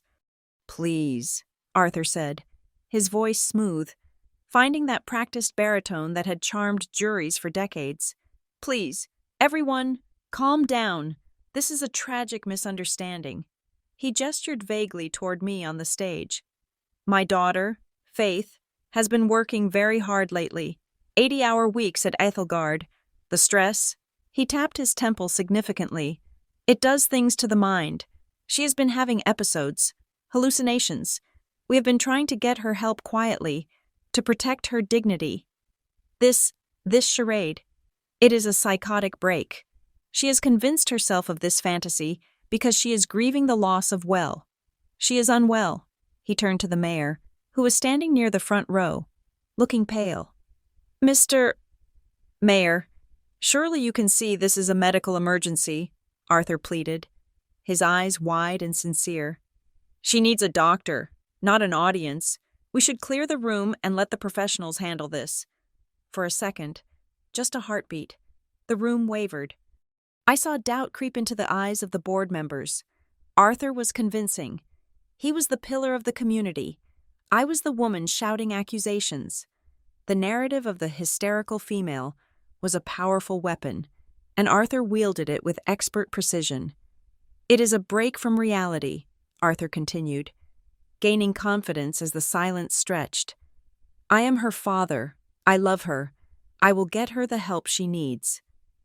I stood on the stage, watching him weave his web. I did not interrupt him. I let him build his castle of sand, because the higher he built it, the harder it would fall. I looked at Alara Vance.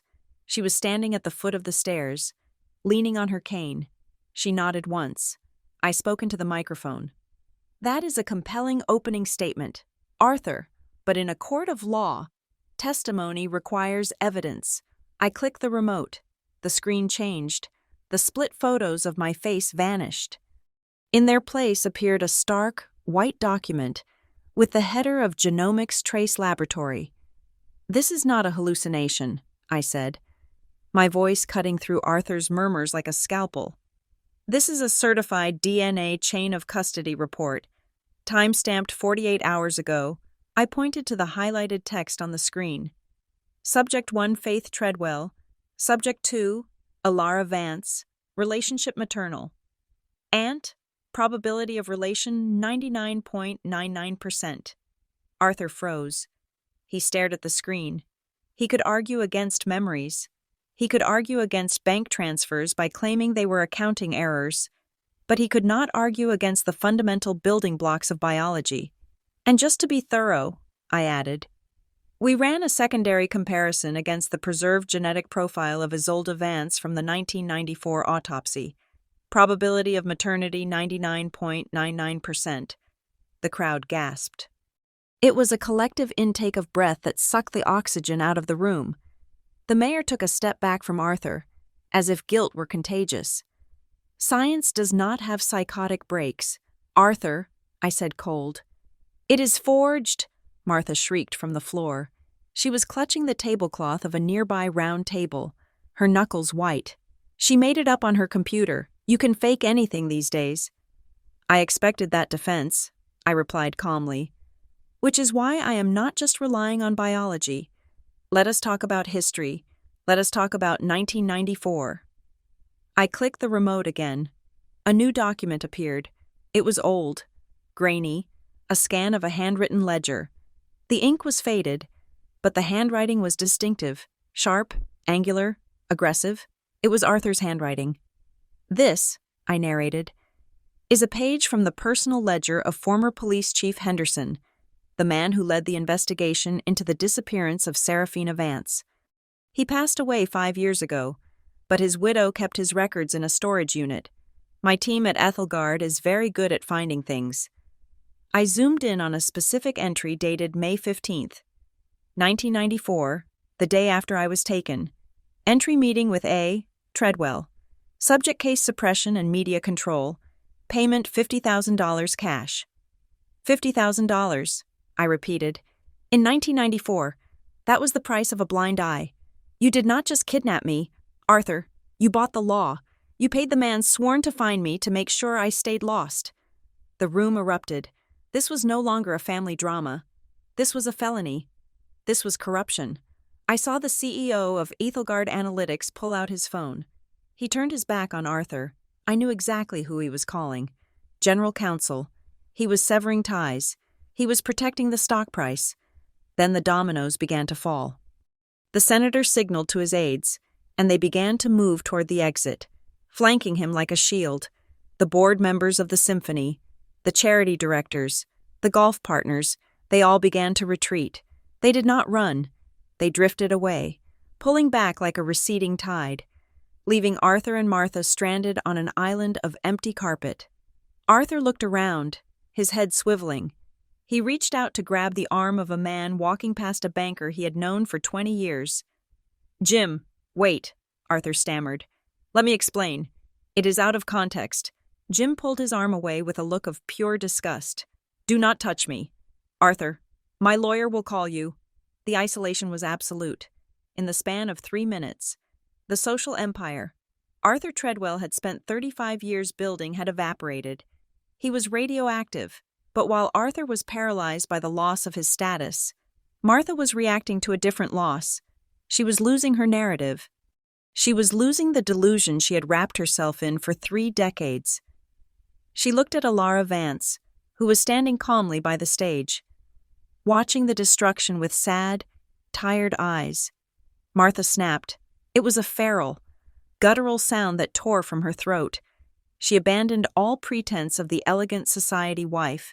She grabbed a steak knife from a nearby table. "You witch!" Martha screamed. "You ruined everything!" She lunged at Alara. The crowd screamed. Alara was old. She could not move fast enough, but I could. I vaulted off the stage. The turquoise silk of my dress ripped as I landed in a crouch and sprang forward. I intercepted Martha 3 feet from Alara. I grabbed Martha's wrist, the one holding the knife. I twisted it hard. The knife clattered to the floor. Martha did not stop. She clawed at my face, her nails seeking my eyes. She was sobbing, a hysterical mix of rage and grief. "I loved you," she screamed, spitting in my face. "I brushed your hair. I bought you the best clothes. I made you perfect." "You made me a prisoner," I shouted back, shoving her away. She stumbled and fell against the table, knocking over a tower of champagne glasses. They shattered around her, a rain of glass and expensive wine. Martha slid to the floor.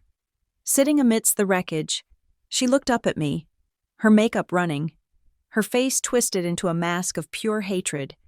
And then, the truth finally vomited out of her. "I saved you," she shrieked, her voice echoing off the high ceilings. "Your mother, Isolde. She was weak. She was a depressive mess who sat in the rain and cried about the world. She did not deserve you. I was the strong one. I was the one who could give you a future. I took you because I was the only one worthy of having a child like you." The room went deathly silent. There was no taking that back. It was not a denial. It was a justification. She had just confessed to kidnapping a child because she believed her sister was unworthy of motherhood. It was the twisted logic of a narcissist who believed her desires superseded the law and morality. "I did it for you," Martha sobbed, pounding her fist on the wet carpet. "I did it for you." "No, Martha," I said, standing over her, breathing hard. "You did it for yourself. You wanted a doll to dress up. You wanted a prop for your perfect life. You never looked at me. You only looked at what I could reflect back at you." I turned to Arthur. He was standing alone near the stage.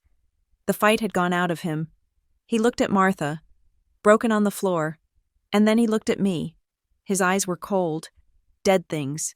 There was no remorse there, only the bitter anger of a man who had been outsmarted by his own creation. He walked toward me slowly. The guard stepped in, but I held up a hand. I wanted to hear it. He stopped 2 feet away. He looked at the woman he had raised. "I gave you a life most people dream of," he spat, his voice low and venomous. "Private schools, vacations in Europe, a career at the top of the food chain. You were nothing but a spare heir to a shipping fortune, destined to be spoiled and useless. I made you sharp. I made you strong. And this is how you repay me. You are an ungrateful, wretched little thing." He straightened his cuffs, trying to summon a shred of his former dignity. "I gave you everything," he said. I looked him in the eye. I felt a profound sense of pity, not for him, but for the years I had wasted trying to earn his approval. "You gave me nothing, Arthur," I said, my voice steady, carrying to the back of the room. "You did not pay for my schools. You did not pay for my clothes. You did not pay for this party.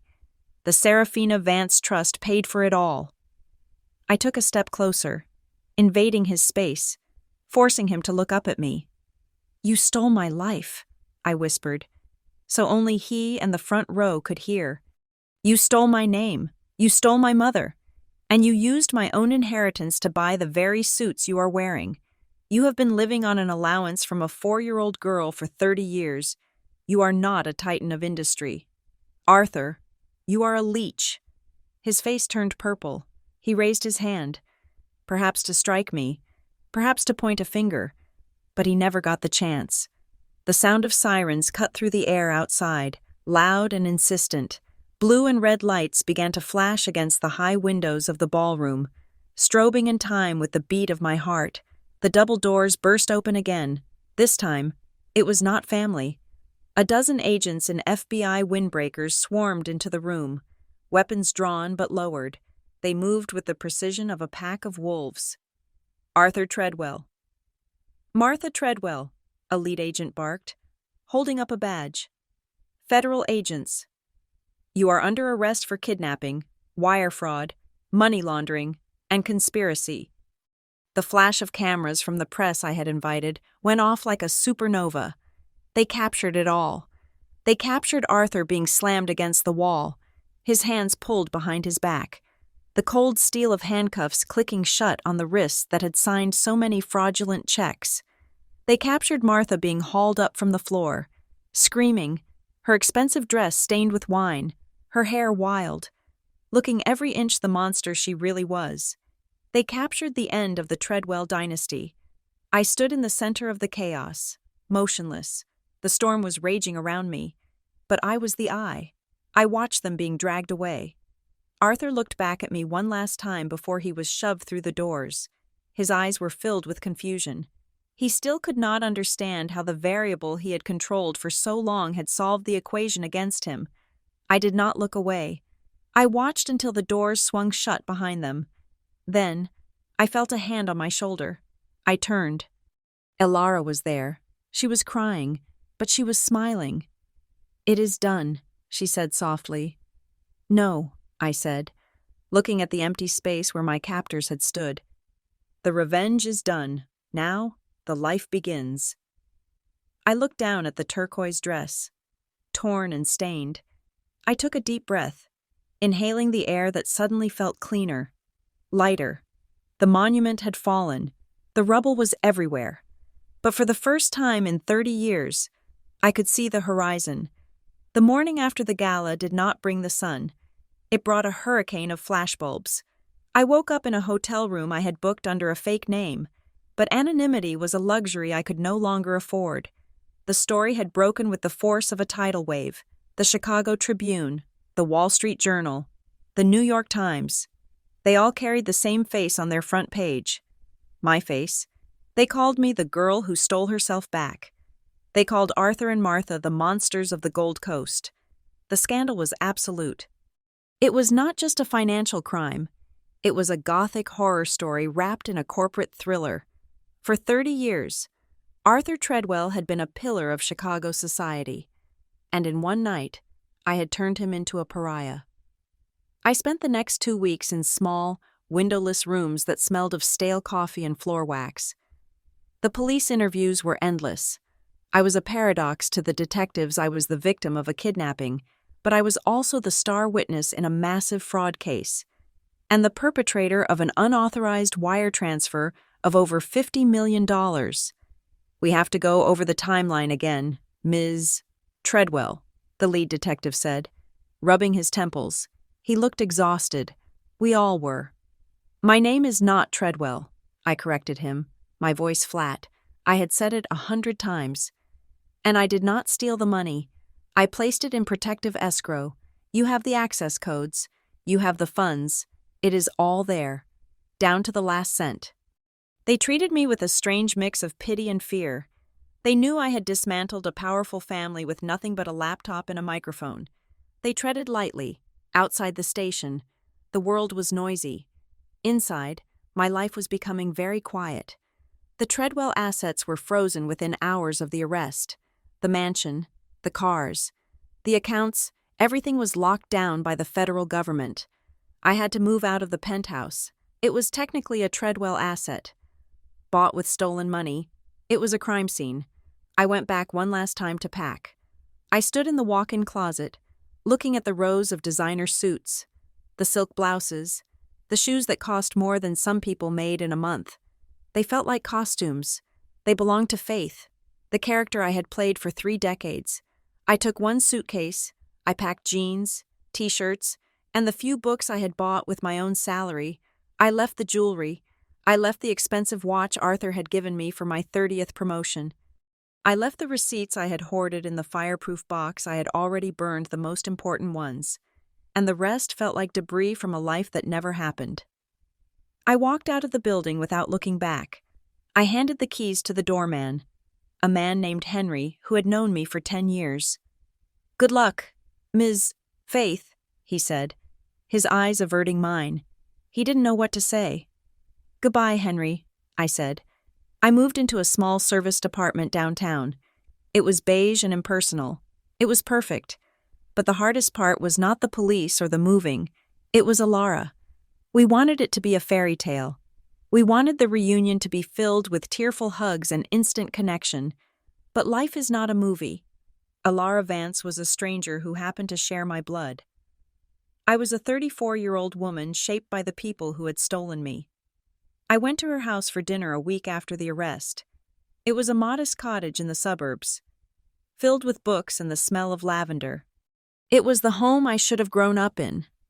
We sat at her small kitchen table, eating soup. The silence was thick. "Do you like the soup?" Alara asked, her voice tentative. "I remember your mother used to make it with extra carrots." "It is good," I said. "Thank you." I did not have the heart to tell her I hated carrots. I ate them anyway. "I kept your room," she said suddenly. "Not my room, but a room for you. I used to buy birthday presents. Every year. I would wrap them and put them in the closet, just in case." She stood up and walked to the hallway closet. She came back with a small box wrapped in paper that was faded with age. "This was for your 10th birthday," she whispered, placing it on the table. I stared at the box. I felt a lump in my throat that made it hard to breathe. I reached out and tore the paper. Inside was a silver locket. "Open it," she said. I opened it. Inside was a tiny picture of my mother, Isolde, laughing in the rain. "I missed her so much," Alara said, and then she began to cry. It was not a loud cry. It was a quiet, leaking grief that had been held back for too long. I reached across the table and took her hand, but it felt awkward. I did not know how to comfort her. I had been raised by Arthur and Martha, people who viewed emotion as a weakness to be exploited. I sat there, holding the hand of my aunt, feeling a terrible, aching distance. 30 years was a canyon that could not be crossed in a single dinner. We were family, yes, but we were not yet friends. We were two survivors of a shipwreck, sitting on the same raft, looking at each other and realizing we spoke different languages. 3 weeks after the arrest, I received a notification. Arthur and Martha had been denied bail. They were being held at the Metropolitan Correctional Center pending trial. Arthur had requested a visit. My lawyer, Marcus Sterling, who was enjoying every second of this case, advised against it. "He wants to manipulate you," Marcus warned. "He is a narcissist. He thinks he can still talk his way out of this." "I know," I said. "That is why I have to go. I needed to see it. I needed to see the lion without his teeth." I walked into the visitation room. It was gray, cold, and smelled of industrial cleaner. I sat on a metal stool on one side of a thick plexiglass barrier. Arthur was brought in. The transformation was shocking. The bespoke Italian suit was gone, replaced by an ill-fitting orange jumpsuit. His silver hair, usually perfectly coiffed, was greasy and flat. His face was unshaven, the stubble gray and white. He looked smaller. He looked old, but his eyes were the same. They were sharp, calculating, scanning the room for an exit. He sat down. He picked up the phone receiver. I picked up mine. "Faith," he said. His voice was raspy. "You look tired." "I am fine, Arthur," I said. He leaned in, pressing his forehead against the glass. He lowered his voice, even though the line was monitored. "Listen to me," he said. "The lawyers are useless. They say I'm looking at 20 years. 20 years. Faith, I will die in here." "You kidnapped a child," I said. "You stole $50 million. 20 years seems like a discount." "It was business," he hissed. "It was always business. I did what I had to do to secure the capital, and look at the life you had. You were royalty." "I was a prop," I said. "I was an ATM machine with a pulse." Arthur waved his hand dismissively. "Water under the bridge. Listen, I have money. Money I did not put in the ledger. Money I did not give you the codes for." I watched him. He was trying to bribe me. He was actually trying to bribe me. "There is a crypto wallet," he whispered fast. "Cold storage, buried in a safety deposit box in Zurich. The key is in my head. $5 million. It is yours. Faith, all yours. Just recant." He looked at me with desperate hope. "Tell them you were confused," he pleaded. "Tell them you were off your medication. Tell them I was just managing the money for you. If you drop the testimony..." The kidnapping charge falls apart. Without you, they have nothing. Take the 5 million, go to Europe, live your life. I looked at this man who had taught me how to tie my shoes, this man who had taught me how to read a spreadsheet, this man who had looked me in the eye for 10,000 days and lied. He thought everyone had a price. Because he had sold his soul so long ago, he couldn't imagine anyone keeping theirs. I reached into my bag. I pulled out a folded piece of paper. I pressed it against the glass. It was a court order, signed by a judge that morning. Petition for change of name. Petitioner Faith Treadwell. New name, Serafina Vance. Arthur read it. His eyes moved back and forth across the line. I do not want your money, Arthur, I said into the phone. I have enough money. The civil suit will recover the 50 million you stole, and per my mother's will, every single dime of it is going to the National Center for Missing and Exploited Children. I'm giving it all away. Arthur recoiled as if I had slapped him. You are giving it away, $50 million. It was never mine, I said. And it was certainly never yours. You are a fool, he sneered, his face twisting into an ugly grimace. You are just like your mother, weak, sentimental. You will die poor. I would rather die poor than live as a thief, I said. I stood up. Faith, he shouted, slamming his hand against the glass.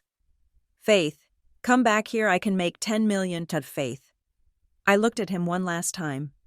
Faith Treadwell does not exist.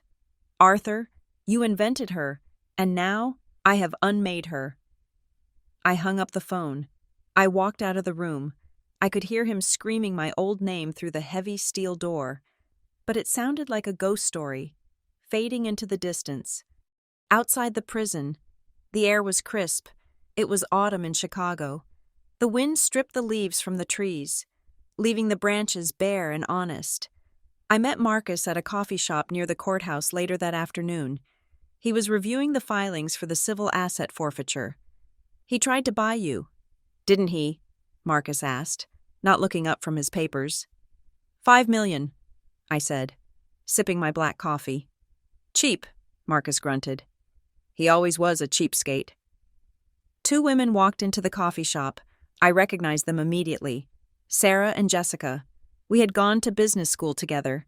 We had been bridesmaids in each other's weddings, or rather, I had been in theirs. I had avoided close relationships, always feeling like I was hiding something I couldn't name. They saw me. They froze. The headlines had made me famous, but they also made me terrifying to normal people. How do you talk to a friend who turned out to be a kidnapped heiress? Jessica stepped forward first. She looked nervous. Faith, she said, and then corrected herself. I do not know what to call you. You can call me Serafina, I said gently. Or you can call me Faith. I am still the same person who helped you study for the CPA exam. Jessica teared up. She rushed forward and hugged me. It was tight and real. We saw the news, she said. We are so sorry. We had no idea. He seemed so nice. That was his job, I said. To seem nice. We are here for you, Sarah said, joining the hug. Whatever you need. A place to stay, wine, a hitman. I laughed. It was the first time I had laughed in weeks. It felt rusty, but good. I think I have had enough legal drama for one lifetime, I said. But I will take the wine. We sat and talked for an hour. It was normal. It was mundane. We talked about work, about bad dates, about the weather. It was the most healing hour I had experienced since the gala. It reminded me that while Arthur had stolen my past, he had not managed to steal my ability to connect with people. I had made these friends. Me. Not the heiress, not the victim, just me. But when I went back to my empty apartment that night, the emptiness returned. I sat on the floor of the living room, surrounded by silence. The revenge was done.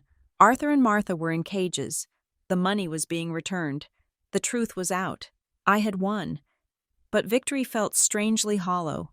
For months, my entire existence had been fueled by rage. I had been a missile locked onto a target.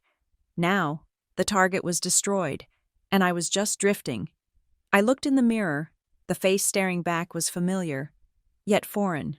Who was I? I was not Faith Treadwell. That woman was a lie constructed by criminals. But I was not fully Serafina Vance either. Serafina was a 4-year-old girl who liked swings and rain. I did not know her. I did not know what her favorite color would have been if she had grown up safe. I did not know who she would have become if she hadn't been interrupted.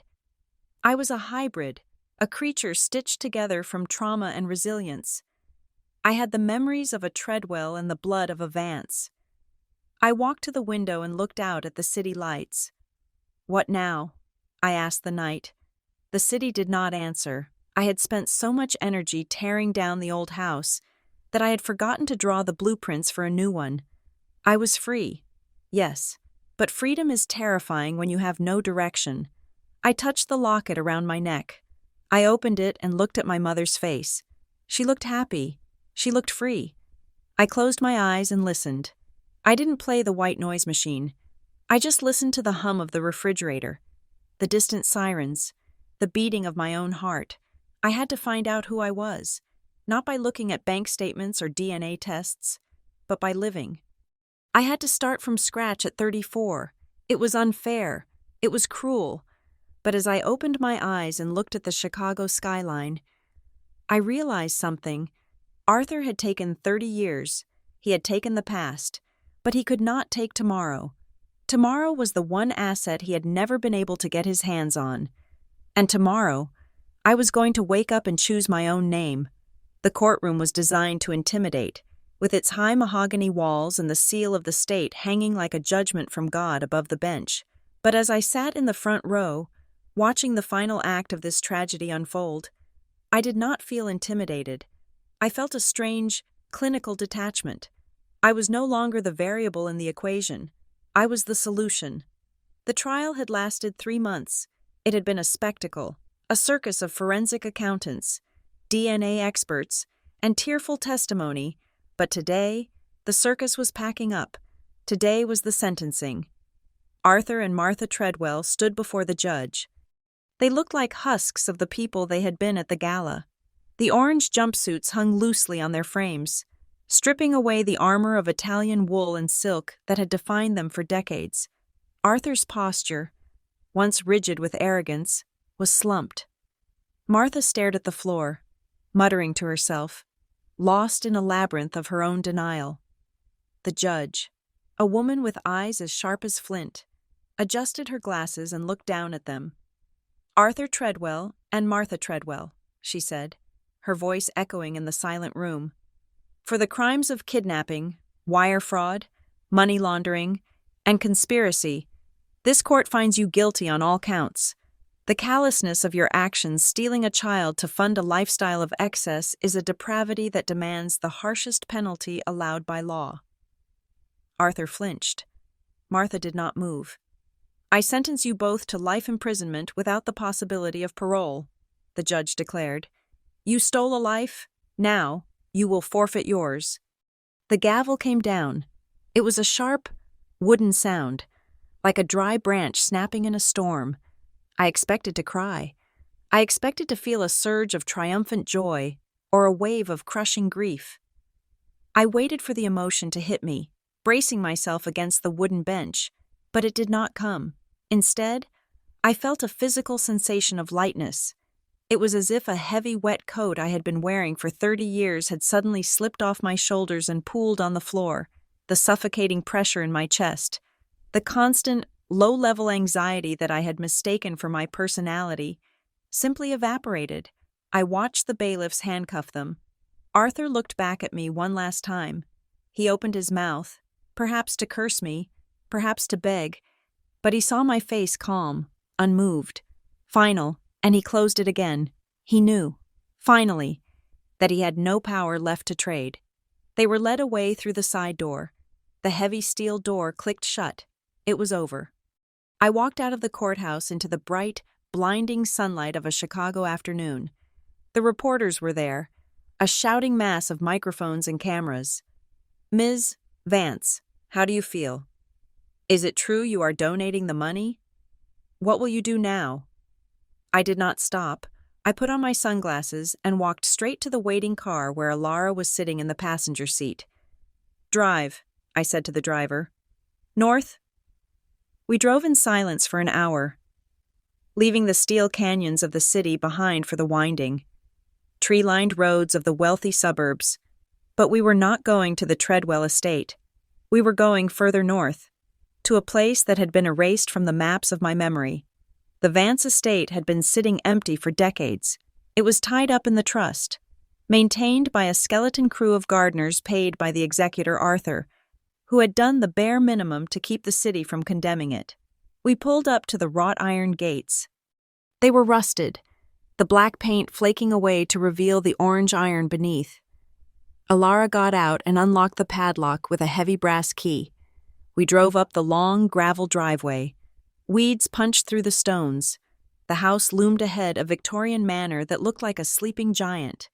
The windows were dark, staring like empty eye sockets.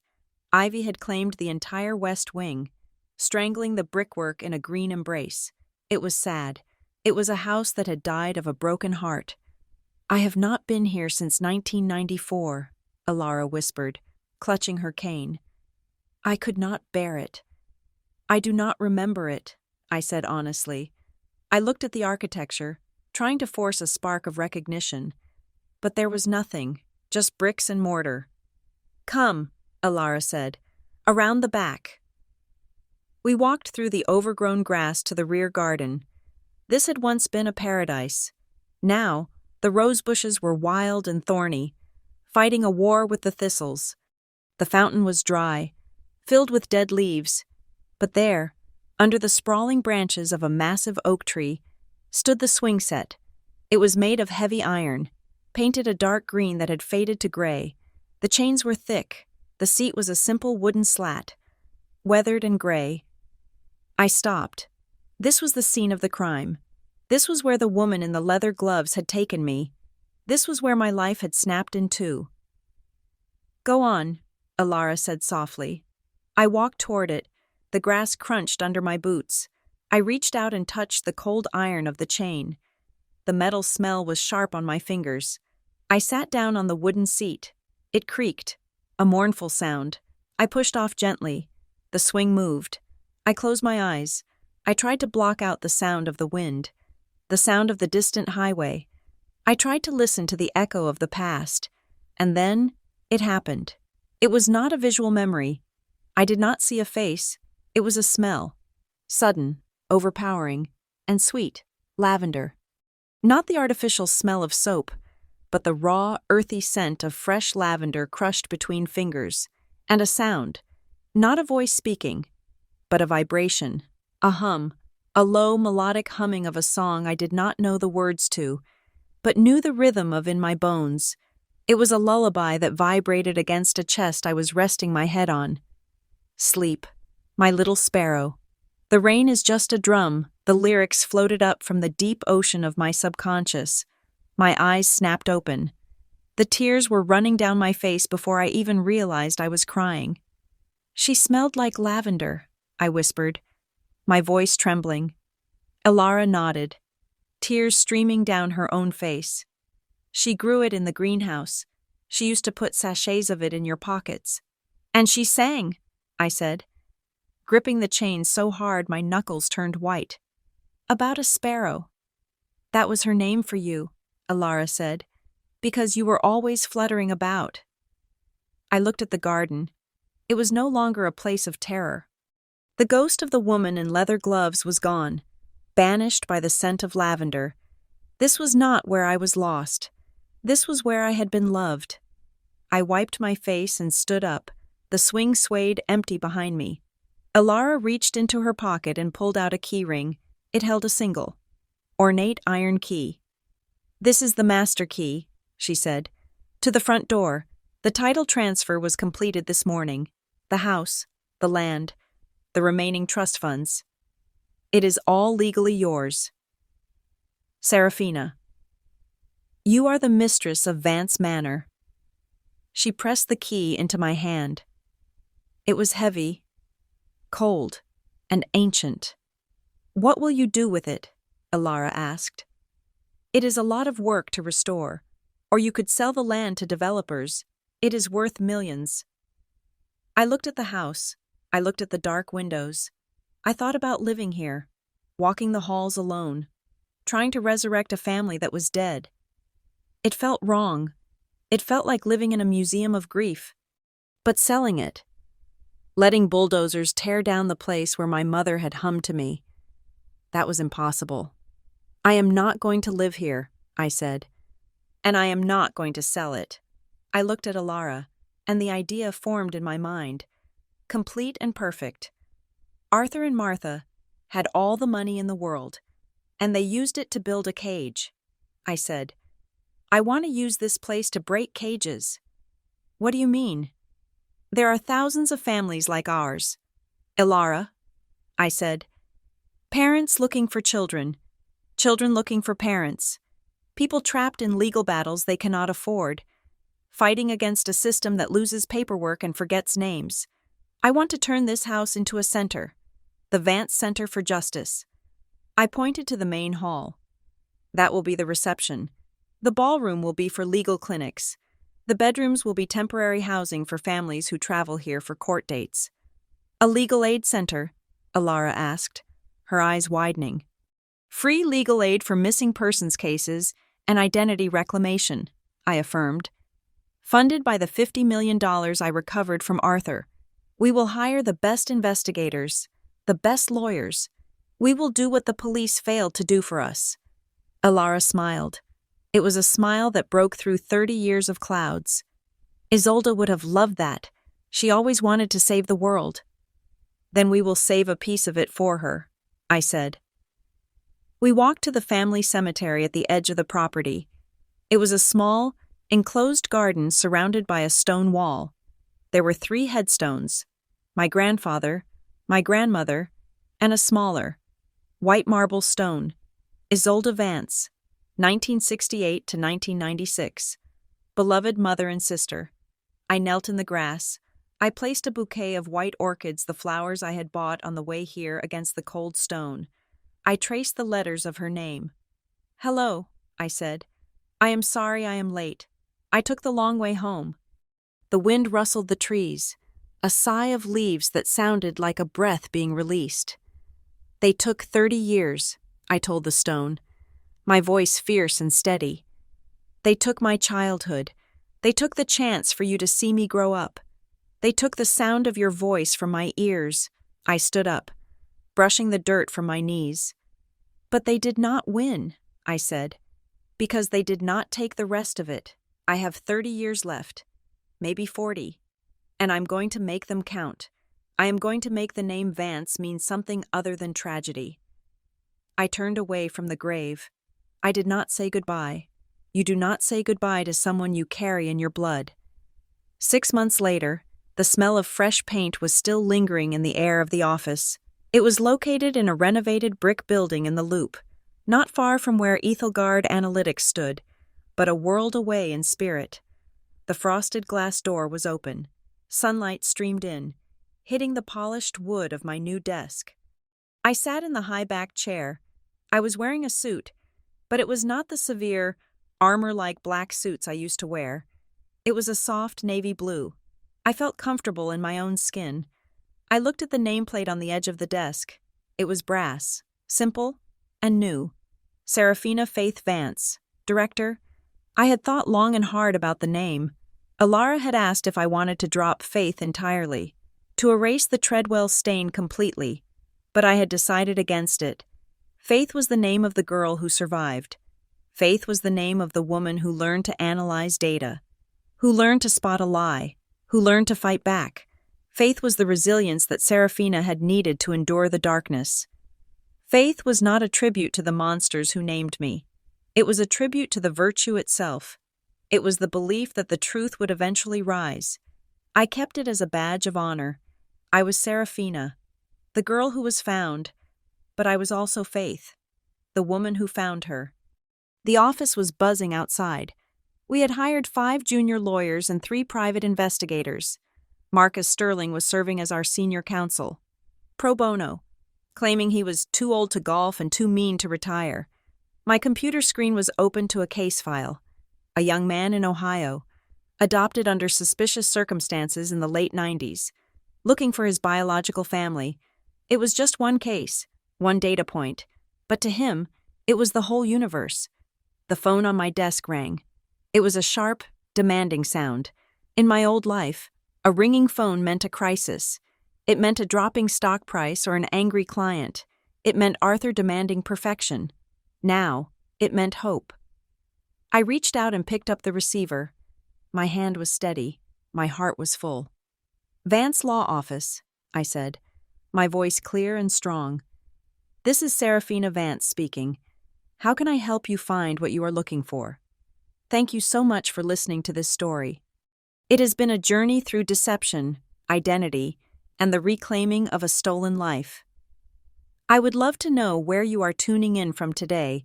Are you listening from a busy subway like Faith, or a quiet room halfway across the world? Please let me know in the comments below so we can share this moment together. If you enjoyed this story, please subscribe to the Sunday Drama Stories channel, like this video, and hit that hype button to help this story reach more people who might need a reminder that the truth is always worth fighting for.